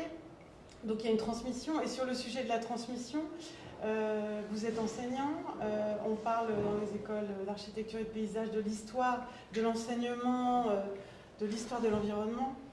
Et donc l'enseignement de l'histoire de l'environnement, en fait, c'est l'enseignement de l'histoire des luttes aussi, beaucoup, parce que c'est des découvertes, des protections, mais c'est surtout des luttes. Et donc je voulais votre avis sur l'enseignement de ces luttes, et sur comment, parce que c'est vrai quand même que dans les écoles, les cours d'histoire, c'est beaucoup les guerres, des politiques, des choses un peu atroces en fait, j'ai l'impression, quand je vois les cours d'histoire collégiens. Et donc, est-ce que d'après vous, sur l'enseignement, il faudrait qu'on fasse un effort, qu'on s'améliore et qu'on enseigne un peu plus tôt toutes ces luttes, ces combats ? Qu'est-ce que vous pensez par rapport à cet enseignement de l'histoire de l'environnement ? Est-ce qu'il est parfait aujourd'hui ? Est-ce qu'on pourrait le transformer ? Et c'était voilà, ma question pour ouvrir le débat. Tu veux commencer peut-être rapidement. Donc alors, les programmes du secondaire sont en train de s'ouvrir à ces questions d'histoire environnementale. Donc, c'est quand même intéressant. Ça reste marginal, c'est pas au cœur des programmes, mais quand même. Et puis il y a la géographie qui est un très bon complément de l'histoire et qui s'occupe beaucoup aussi de ces questions-là. Peut-être sur un ton qui a fini par lasser justement derrière ce vocabulaire du développement durable, qui a fini par lasser, je pense les collégiens et lycéens depuis les années 1990. Je pense qu'il y a un petit ras-le-bol autour de ce développement durable et surtout sur le hiatus entre ce discours-là et puis en fait ce qui se passait réellement dans la société sous le terme de développement durable. Donc, je pense qu'il y a un intérêt, en tout cas, à aller, sans parler uniquement de ces luttes, mais à développer une culture une meilleure connaissance de ce qui nous entoure et de nos interactions avec ce qui nous entoure, à la fois de la richesse de ces interactions, y compris dans ce qu'elles ont de plus simple, et puis aussi à aller voir ce qui pose problème dans nos modes de vie actuels. Et je pense que ça commence à être fait dès l'école primaire, mais que ça pourrait être un petit peu amplifié, et l'histoire aurait tout son rôle là-dedans. Et à l'université, il faut quand même avoir conscience que l'histoire environnementale en tant que discipline, elle naît dans les années 1970 aux États-Unis, mais en France, elle devient vraiment un peu active que dans les années 2000. Après, fin des années 90, début des années 2000. Et donc, elle est encore un peu neuve, enfin, ça fait 20 ans maintenant, mais voilà, il y a encore du travail pour qu'elle soit pleinement intégrée à l'université, par exemple, reconnue institutionnellement. Ça commence à venir, il y a d'ailleurs un effet de mode maintenant, un peu trop d'ailleurs, mais pour qu'il y ait il y a peu de chaires d'histoire environnementale. La mienne, par exemple, celle que j'occupe à la Sorbonne, elle est plus une chaire d'histoire de l'Europe du 19e. On m'a recruté pour la dimension environnementale, mais elle n'est pas encore affirmée comme telle. Voilà, donc c'est aussi un enseignement qui commence à se faire, mais qui a besoin encore un peu de temps pour s'imposer, alors qu'il y a de fait un intérêt très marqué de la part des étudiants. Ça c'est sûr, dès qu'on leur parle d'environnement, pas seulement des luttes d'ailleurs, c'est vrai qu'il faut en parler, et c'est un peu décourageant parfois, parce qu'on parle quand même beaucoup d'échecs souvent. Mais il n'y a pas que ça, c'est aussi toute une construction. Moi, je suis historien de la culture et du social, et j'insiste beaucoup, et Steve finissait sa conférence là-dessus tout à l'heure, c'est la dimension imaginaire de construction d'un certain rapport à la nature qui me paraît importante de mettre en avant et de déconstruire, justement. Et dans la question vous évoquez la question de la transmission, on appartient tous les deux à deux associations, effectivement, l'une qui est un réseau de chercheurs, donc le RUCH, en fait c'est le réseau universitaire de chercheurs en histoire environnementale, qui réunit tous les chercheurs francophones travaillant en histoire environnementale, et qui lui cherche à développer justement ses enseignements, à mettre en avant les colloques, les journées d'études, et je vous encourage, si ça vous intéresse, à aller voir son site, leruche.hypothèse.org. Voilà, la publicité est faite. Parce qu'il y a tout ce qui se fait en histoire environnementale francophone. Et il y a, et c'est plus directement lié à votre question de la transmission, une association qui s'appelle l'APNE, on est très fort en histoire environnementale pour les acronymes, l'Association pour l'histoire de la protection de la nature et de l'environnement, qui est une association qui réunit des chercheurs et des anciens administrateurs du ministère de l'Environnement ou membres d'associations de protection de la nature. Et justement, il y a une très forte dimension ici de transmission d'une mémoire, d'une expérience, d'archives aussi tout simplement. On a des contacts du coup avec des anciens activistes qui nous donnent leurs archives ou qui les donnent, ou dont on encourage les dons à des archives départementales ou nationales, ce qui permet justement ensuite de faire l'histoire environnementale. Et donc là, il y a vraiment des liens importants qui se mettent en place et qui cherchent à perpétuer une connaissance et une mémoire. C'est intéressant le nom apnée. Oui. Là aussi, il y a un site internet que vous pouvez regarder. Et oui, non, Très bien, alors donc, attends, on va te donner un micro. Bonjour, je suis paysagiste. La dernière fois qu'on a eu une conférence ici, c'était des historiens de l'art des jardins. Et j'ai posé une question que j'ai envie de vous poser à vous aussi. En fait, il faisait une histoire des jardins très occidentale, au moins pour ne pas dire latine, anglo-saxonne. Or, il m'a semblé que vous avez évoqué les luttes pour l'environnement de l'autre côté du rideau de fer, qui me semble ont été très importantes à un moment donné. Justement, au moment de la chute du rideau de fer, on a découvert que c'était une dimension très importante. Et je pense qu'en ce moment, en Chine notamment, mais disons en Asie d'une manière générale, la prise de conscience de l'environnement, si elle est fondée, assise sur une autre conception de la nature, n'empêche, elle reste d'une actualité et d'une vigueur tout à fait étonnante. Et du coup, je me dis, aussi bien dans l'histoire de l'environnement que dans l'histoire des jardins, est-ce que vous ne pensez pas que passer à la dimension mondiale, c'est très très très très urgent et peut-être extrêmement fertile? Alors ça l'est, mais c'est aussi très très très difficile. En fait, donc on était 4 à écrire cet ouvrage, et plutôt 4 spécialistes de l'Europe occidentale. Donc c'est vrai que notre conférence aujourd'hui a été très très centrée sur l'Europe, à part quelques diapositives de Steve. L'ouvrage est plus ouvert sur le monde quand même, donc ça voilà, parce que on y tenait, et c'était effectivement très important de montrer des expériences et d'autres manières d'expérimenter le rapport à la nature et sa protection. question. Alors, c'est vrai qu'on parle assez peu de la Chine parce que déjà on la connaît très mal et il n'y a pas tant de travaux que ça auxquels on a accès qui traitent de ces luttes, et surtout pas dans une dimension historique parce que c'est des choses beaucoup plus récentes et que l'ouvrage s'arrête en 2000. Donc, je suis entièrement d'accord avec vous que il y a deux éléments en fait. À la fois, les problèmes maintenant sont des problèmes mondiaux, donc il est important de prendre en compte cette dimension mondiale, et aussi le sortir de notre propre conception du rapport à la nature et comprendre comment on se relie aux éléments naturels ailleurs peut être un élément de la solution, ou en tout cas un élément de compréhension. Et c'est d'ailleurs pourquoi, je fais une petite publicité à tous les deux, nous sommes en train de diriger un ouvrage qui réunit une trentaine de collègues spécialistes environnementaux, justement sur cette question de ce qui fait la singularité de notre rapport occidental à la nature et de sa part de responsabilité dans notre situation actuelle.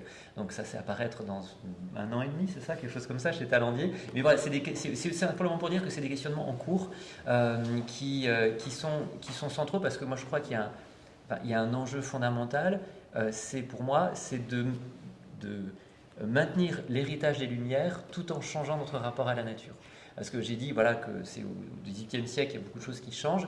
Je déteste personnellement quand on jette le bébé avec l'eau du bain et qu'on renie complètement l'héritage des Lumières, qui me paraît central à bien des égards, mais qui est aussi en partie responsable donc de notre façon d'être au monde. Et comment préserver ce qu'il y a de bien dans les Lumières et changer en même temps notre rapport à la nature et la protéger, ça c'est un enjeu absolument central. Oui, dans les Lumières et dans la modernité en général, Oui. voilà, oui.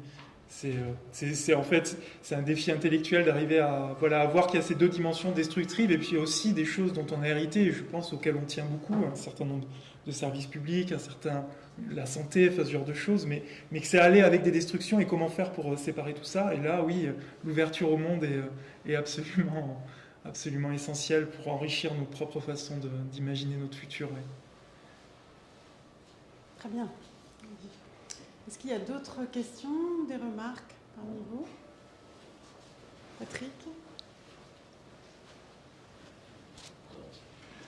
Premièrement, je vous remercie pour votre exposé qui est tout à fait passionnant et important. Je vais faire quelque chose qui n'est pas très bien, je vais faire 3 remarques, c'est ensuite une question. La première remarque, c'est terrifiant qu'on soit si peu alors que la salle est bondée pour venir voir un paysagiste qui se vante d'avoir planté 3 arbres en ligne. Je suis effondré, c'est catastrophique. La deuxième remarque, alors, entre parenthèses, chaque slide que vous présentez, ça pourrait être 1 heure de discussion, au moins. Donc, la deuxième remarque qui m'a beaucoup étonné, c'est on devient suédois en marchant. Parce qu'en France, le Tour de France par 2 enfants accentue au contraire la différenciation plus que l'homogénéité. Et quand on a des penseurs, je m'excuse, le nom de ce sociologue m'échappe, il parle du calcaire républicain ou il parle du granit, et c'est-à-dire qu'on est plutôt dans la différenciation plutôt que dans l'homogénéité. En France, oui.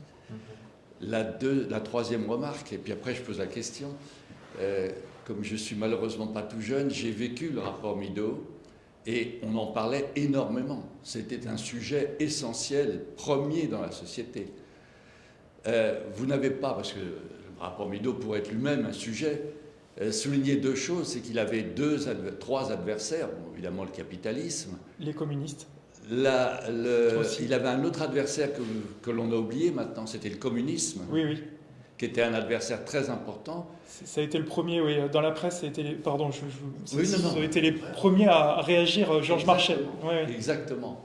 Moi, je me rappelle de discussions contre mes amis communistes de l'époque. Et le troisième adversaire, c'était la psychanalyse.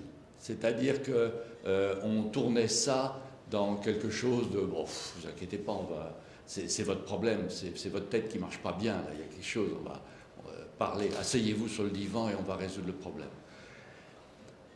La question, enfin, et elle est insoluble, c'est quelle efficacité avant dans les luttes et quelle efficacité après. Quels sont les meilleurs, est-ce que vous avez réussi à avoir les meilleurs moyens avant pour qu'on arrive à un résultat, Et puis les meilleurs moyens après, parce que comme vous le soulignez, il y a nombre de lois qui existent et puis qui n'ont aucune efficacité.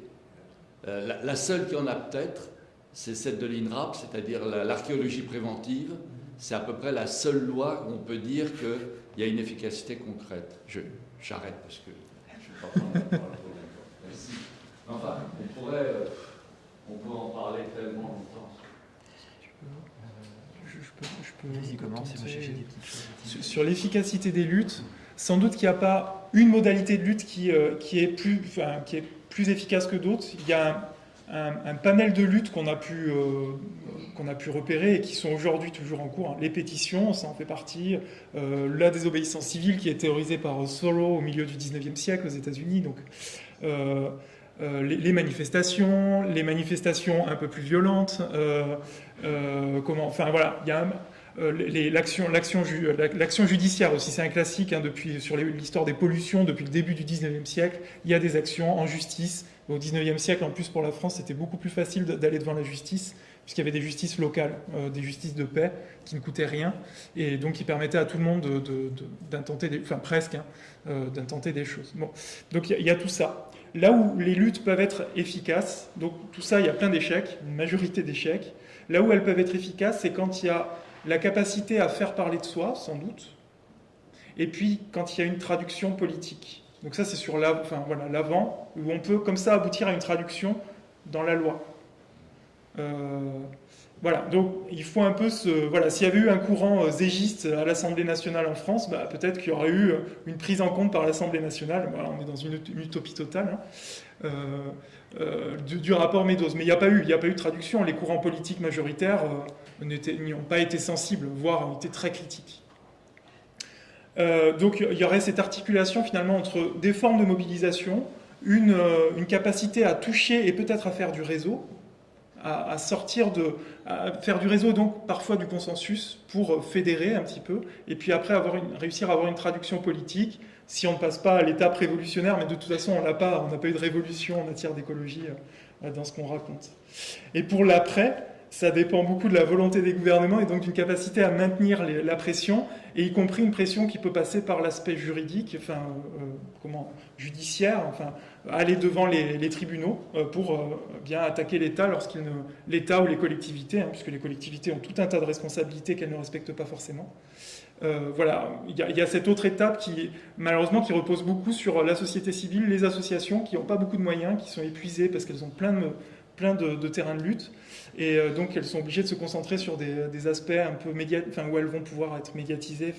Voilà, donc il y aurait cette articulation, et il y a en tout cas un besoin d'une traduction politique de ces luttes, sinon pour l'instant, en tout cas en l'état actuel de la société, c'est compliqué sinon d'aller vers quelque chose. Si je peux compléter, pour aller tout à fait dans le sens de Steve, j'ai travaillé sur une association au 19e siècle en Angleterre qui s'est explicitement posé la question en fait, de comment être efficace, parce qu'elle avait vu quelques luttes environnementales pas très productives. Et alors, c'était une association du coup qui s'est donné un objectif très précis qui était de lutter donc contre ces enclosures autour de Londres pour laisser des communaux libres d'accès aux populations. Donc déjà il y avait un objectif, je pense, précis, ce qui pouvait faciliter aussi l'action. C'était une association d'avocats et de députés, c'est-à-dire qu'elle avait des réseaux politiques et des réseaux au sein de la société. C'est une association qui a aussi pensé la médiatisation de son action.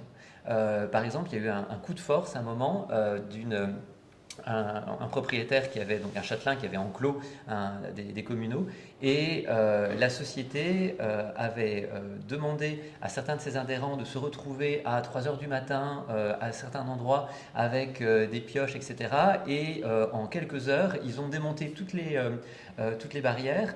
Ils savaient très bien que du coup la presse allait venir, le propriétaire allait râler, et que ça allait entraîner un procès, et c'était ce qu'ils cherchaient. Ce coup donc il y avait une volonté aussi de coup médiatique de faire parler de soi, et ça a fonctionné. C'est-à-dire qu'ils ont su jouer à la fois sur l'opinion publique et donc la presse déjà, sur leur réseau, pour obtenir une action, alors ici judiciaire, mais aussi à terme politique. Et il est très frappant aussi de constater que toutes ces tous ces mouvements au XIXe siècle qui émergent et qui essaient d'obtenir des avancées environnementales ont comme horizon l'action publique. C'est-à-dire très clairement, c'est l'État qui est in fine l'arbitre et qui est celui dont on considère, à juste titre à mon avis, qu'il est celui qui peut faire quelque chose. Et là encore, et là je rejoins complètement ce que dit Steve, c'est que une réussite ou un échec va dépendre de la volonté politique. Et que c'est là que ça se joue. Et que j'ai beaucoup travaillé en histoire de l'énergie aussi, donc sur les questions de transition. Sans une action politique parfois en avance de la société ou qui va un peu plus loin que certaines attentes sociales, eh bien rien ne se fait. Voilà. Donc la responsabilité, à mon sens, elle est, on perd le monsieur et sa toilette, elle est politique.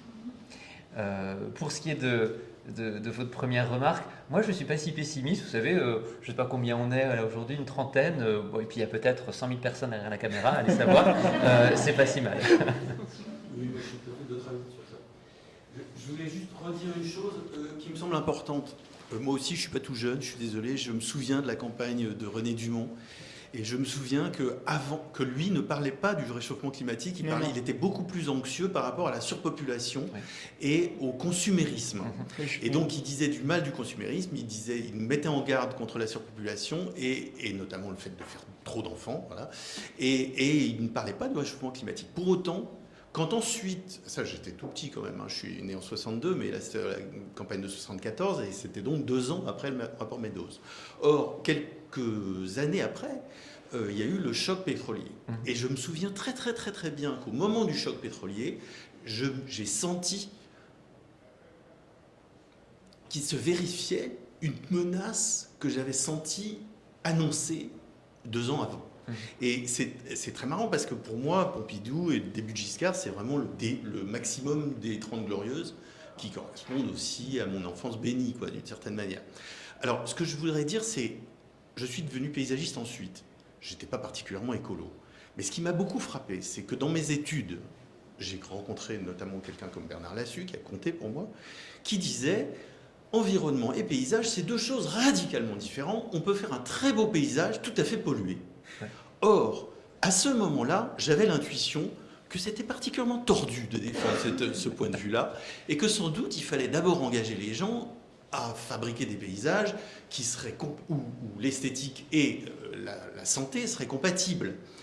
Et je pense qu'aujourd'hui, malgré tout, même si j'apprécie le caractère sophistiqué et fin de son analyse, qui est absolument indiscutable, c'est vrai, il y a des bouquins entiers sur ça, sur les paysages pollués, la beauté des paysages pollués vus d'avion et tout ça, n'empêche que, d'une certaine manière, je pense que c'est quelque chose qui recule. C'est-à-dire qu'aujourd'hui, les paysagistes sont plutôt soucieux de fabriquer des très beaux paysages qui seront résilients aux inondations, par exemple. Et s'ils ne sont pas les champions de l'environnement d'abord, parce que malgré tout, notre préoccupation, c'est de dessiner les choses pour le bien-être des populations, aussi bien d'un point de vue, sans renoncer à l'ambition culturelle et l'ambition architecturale de la chose. Je pense que plus personne ne pense qu'il y a un salut à opposer l'un à l'autre. Voilà. Je crois vraiment qu'aujourd'hui, la rivalité n'est plus perçue comme une perspective intéressante du tout. Or, ça, je pense que ça a beaucoup changé. Et je pense que c'est récent. Donc, si je peux me permettre de témoigner quelque chose de pas désespérant, ce sera ça. Et c'est aussi un point sur lequel je voulais revenir, c'est que donc je suis entièrement, ce que vous dites met en avant un autre élément justement d'un succès possible de luttes environnementales, c'est l'éducation. C'est-à-dire qu'évidemment, il faut changer les mentalités et pour ça, ça prend du temps. Alors, le problème, c'est que ça prend du temps et que voilà, il faut, mais on peut toucher, et ça rejoint aussi ce que vous disiez sur l'éducation, à ces questions-là.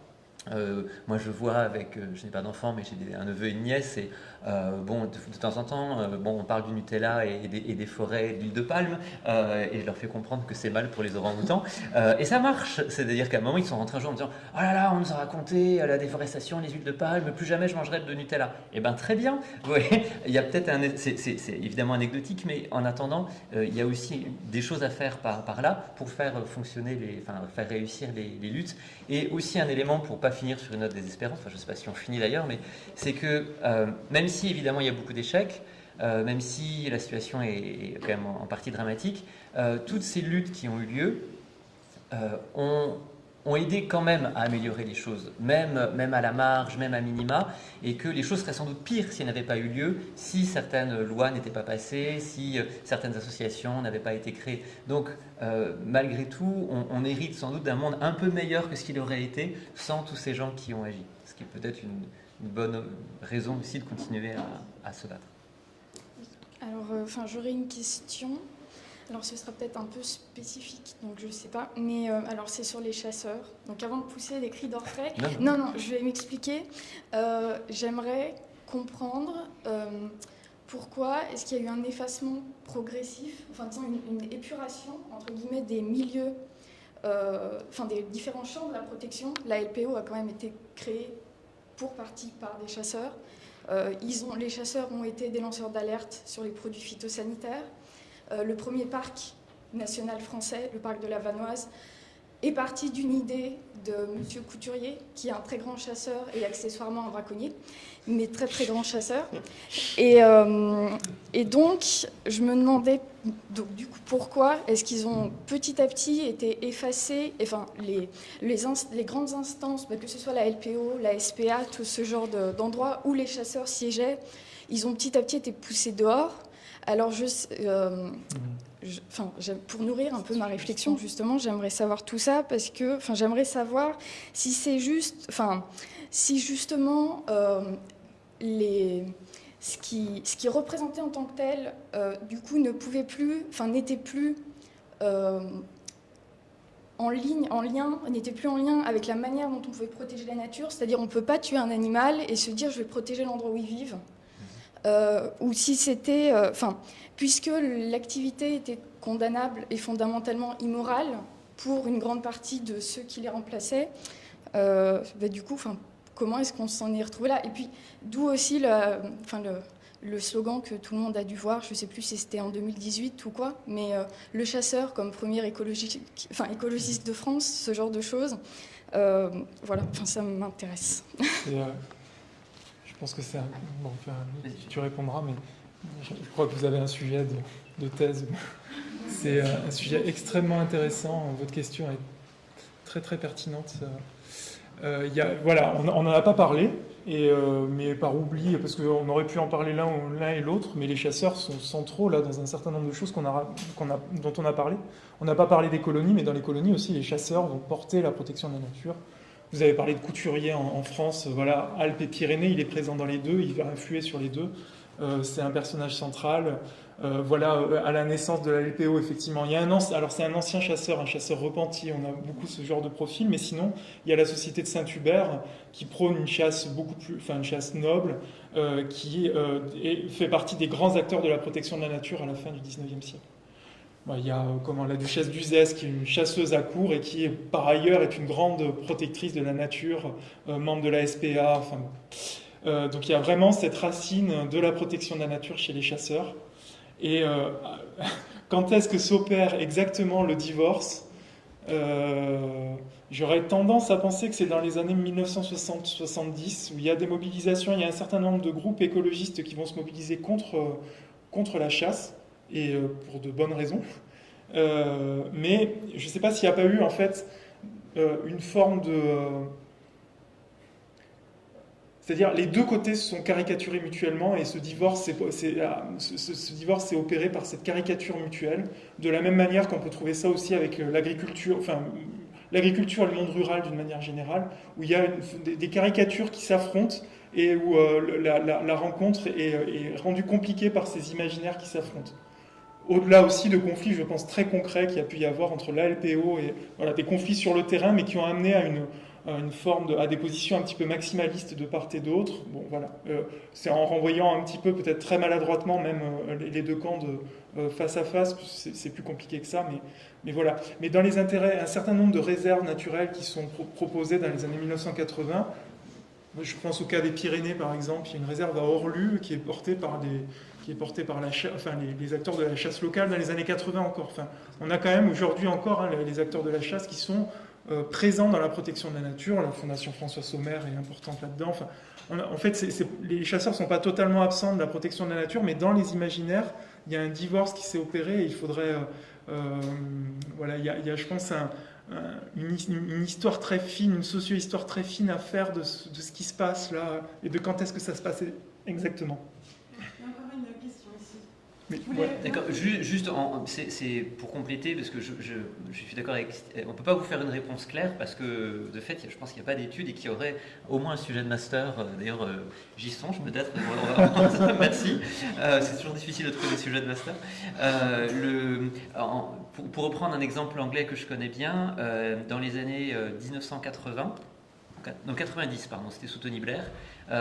Tony Blair a voulu faire passer une loi interdisant la chasse à courre dans les campagnes britanniques, et ça a entraîné les plus grandes manifestations anglaises des 20 dernières années du XXe siècle, mobilisant tout un ensemble de populations défendant la ruralité anglaise et un mode de vie à l'anglaise face aux écolos bobos de l'urbanisation qui ne comprenaient rien à ce qui se passe dans les campagnes. Bon.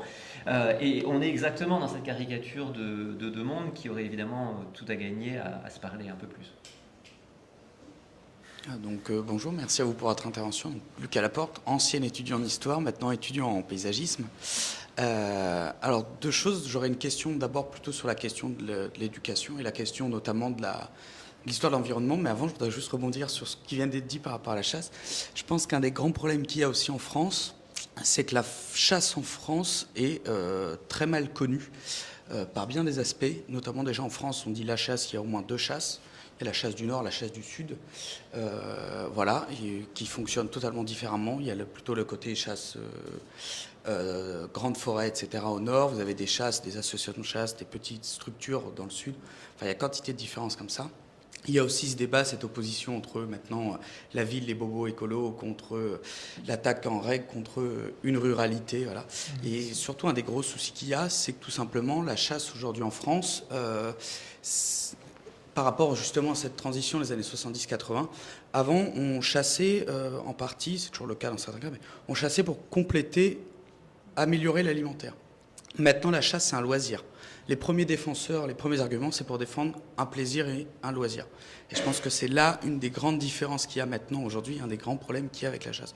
Et en plus, sans compter les questions de lobby, etc., quand on voit quand même que la chasse française peut se permettre de payer un conseiller en com permanent qui est à table à l'Élysée ou des choses comme ça.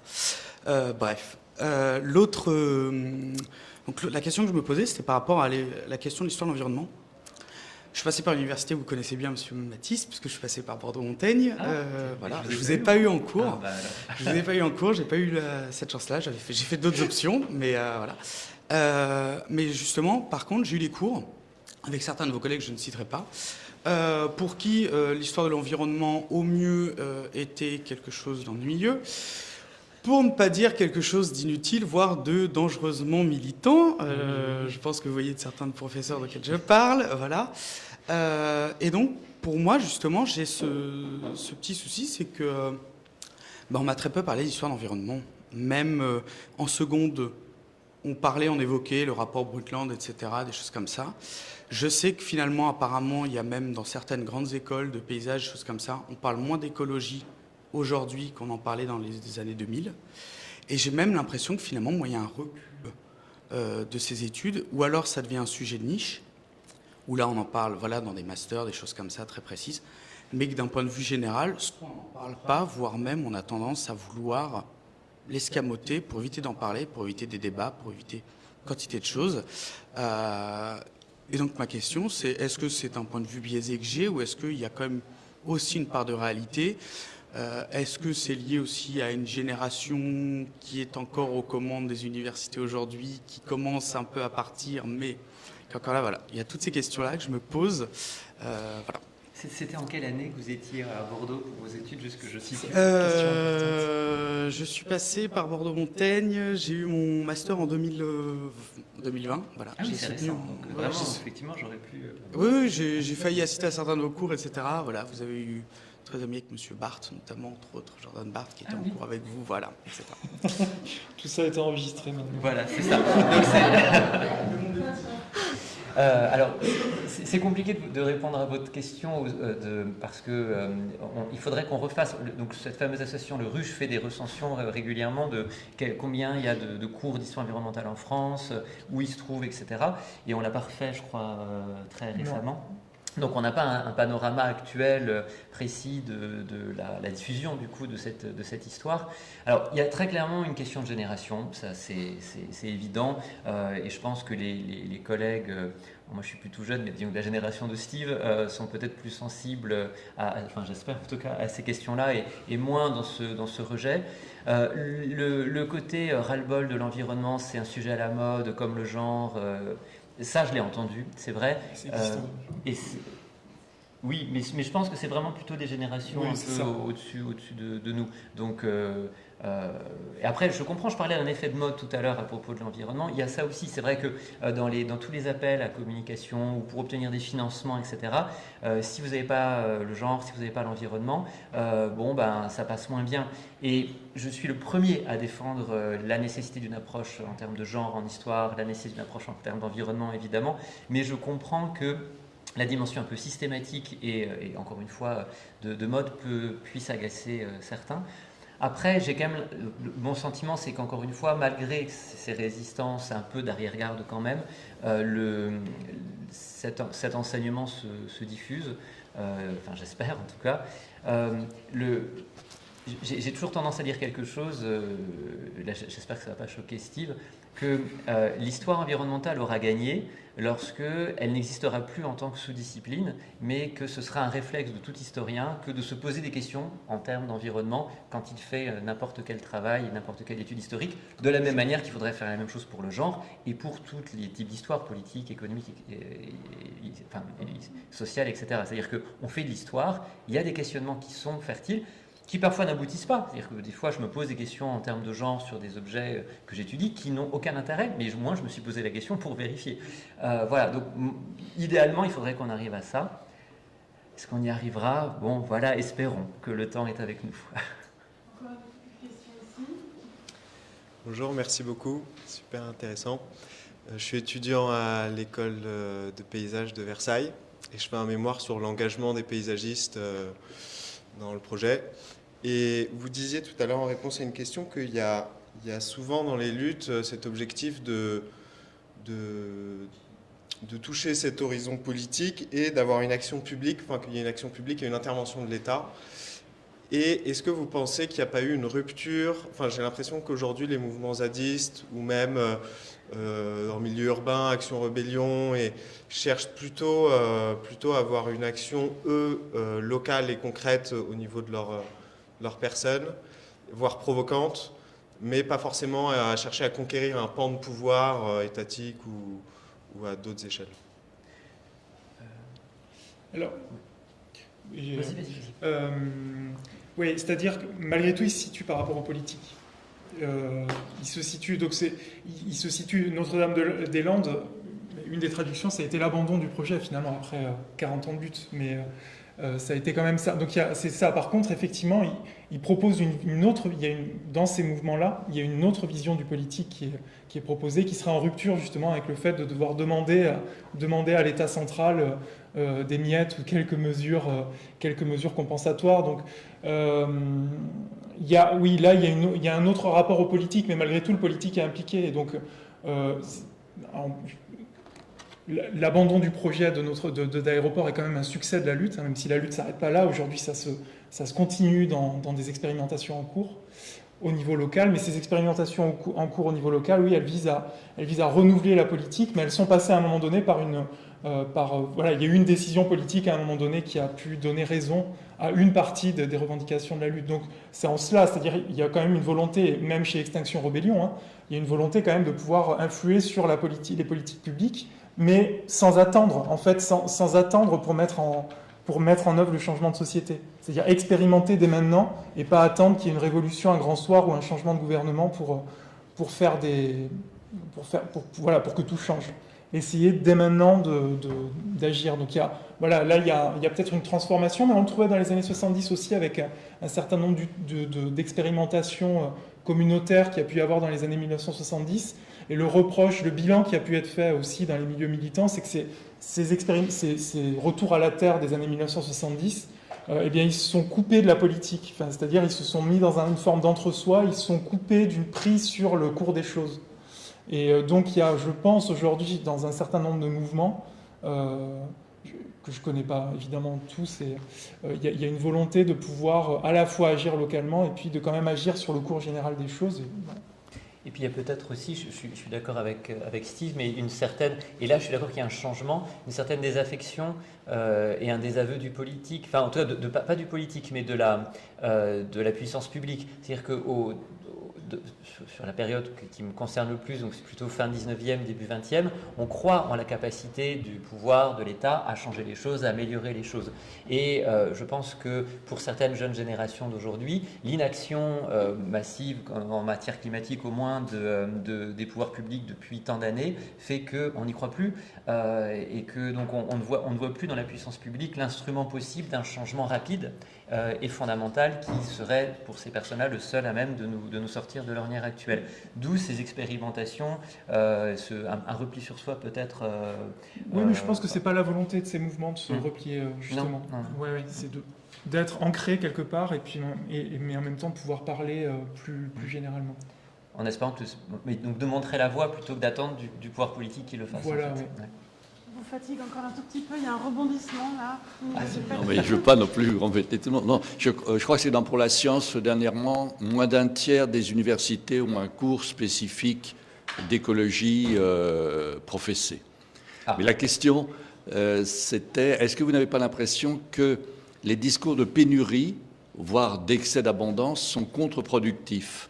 C'est-à-dire que, est-ce que le rapport Mideau n'a pas eu de conséquences parce que chacun s'est dit, les choses vont se résoudre d'elles-mêmes. Quand il n'y aura plus de pétrole, il n'y aura plus de pollution. Donc ce n'est même pas la peine de se mobiliser. Les choses vont se résoudre. Et est-ce qu'on n'a pas le même phénomène aujourd'hui, par exemple, devant la voiture électrique? Tout le monde nous dit, il n'y aura pas assez de terres rares, il n'y aura pas assez de ci, il n'y aura pas... J'en sais rien. Donc, ce n'est pas la peine de se mobiliser, ce n'est pas la peine de démontrer qu'une voiture électrique n'est qu'une voiture thermique avec de l'électricité. Est-ce que vous n'avez pas l'impression que ce discours de pénurie, qui est souvent présenté, est finalement totalement contre-productif, parce qu'il démobilise les gens?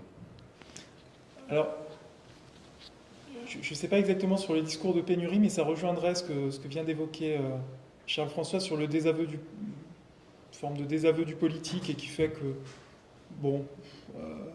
effectivement, les choses vont se résoudre, il y aura éventuellement un effondrement, il y aura un truc qui fera que, sans avoir à se mobiliser, les choses vont changer.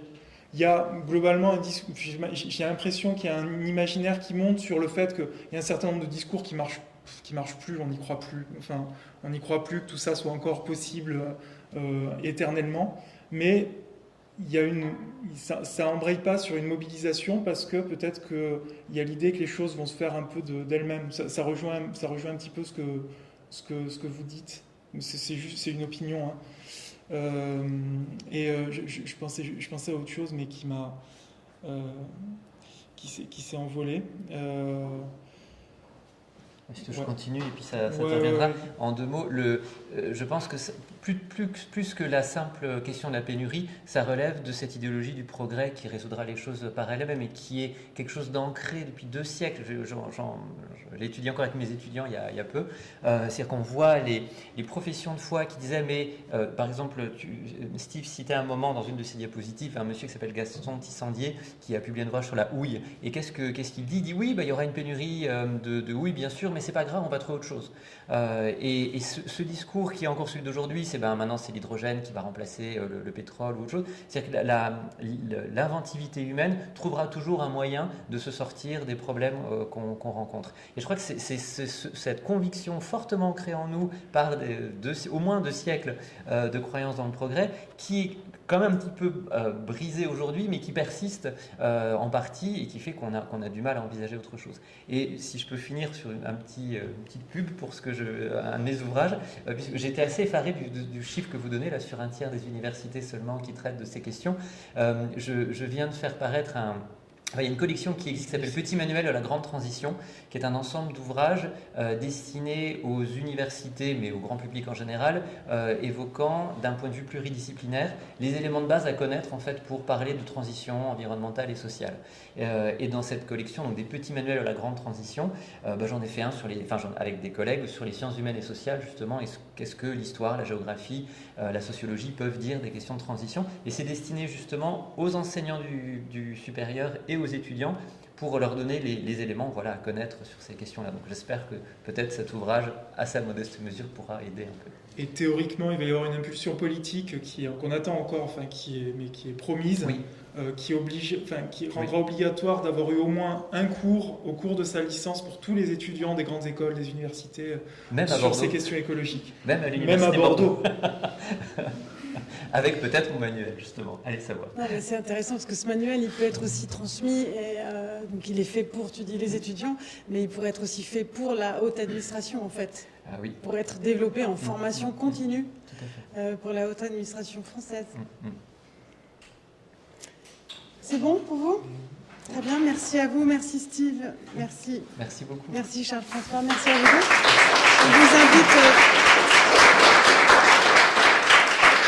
On vous invite dès maintenant pour le prochain bouquin sur le prisme occident. Ah oui, volontiers. Sans problème. Et puis simplement pour prévenir des prochaines conférences, donc le mois prochain en avril, ce sera une conférence hors les murs, donc on ne sera pas dans le pavillon de l'Arsenal, on va sortir, on fait un cycle de visites sur la question de planter les arbres, parce que justement tous les politiques veulent planter des milliards d'arbres dans leur ville aujourd'hui, et donc nous les paysagistes, on a une petite histoire là-dessus, donc on voudrait la transmettre. Alors on va visiter le parc du Sausset qui a été réalisé par Michel Courajou, Jacques Coulon et toute l'équipe. Et donc, on va faire cette visite. Donc, ce sera une conférence qui ne sera pas en live, mais à laquelle il faut amener ses chaussures et son pique-nique, etc. Mais elle sera filmée, elle rentrera quand même dans l'archive. Voilà, et puis en mai, il n'y aura pas de conférence parce qu'il y a trop de week-ends de Pâques, non, c'est pas le week-end de Pâques, mais il y a trop de festivités. Par contre, on aura en juin une conférence ici avec Thierry Pacaud sur son point de vue sur le paysage. Et puis, peut-être, on aura une conférence aussi, on verra, en Martinique. Il y a un projet aussi de conférence là-bas sur l'Atlas des paysages. Et d'autres visites, voilà. Et puis, si vous voulez voir en live, il y a la Fédération française du paysage. Donc, on a fin mars notre présentation du palmarès du paysage. On a créé ce prix qui montre notre profession sous tous ses angles. Donc, il y a un prix sur les réalisations, puisqu'on réalise énormément de parcs, de projets, de quartiers, etc., à toutes les échelles. Donc, il y a un prix sur les études, puisqu'on travaille beaucoup sur la planification. Et il y a un prix sur la participation, parce qu'on travaille énormément sur la médiation autour du paysage. Il y a un prix sur la recherche, donc très très ouverte. C'est la recherche appliquée, c'est la recherche des labos, c'est la recherche profonde, fondamentale, pardon. Enfin, c'est toutes les recherches. Et il y a un prix sur les diplômes de toutes ces écoles de paysage en France, de l'enseignement du paysage. Donc voilà. Vous pouvez le regarder en live aussi pour en connaître un peu plus sur la profession. Merci.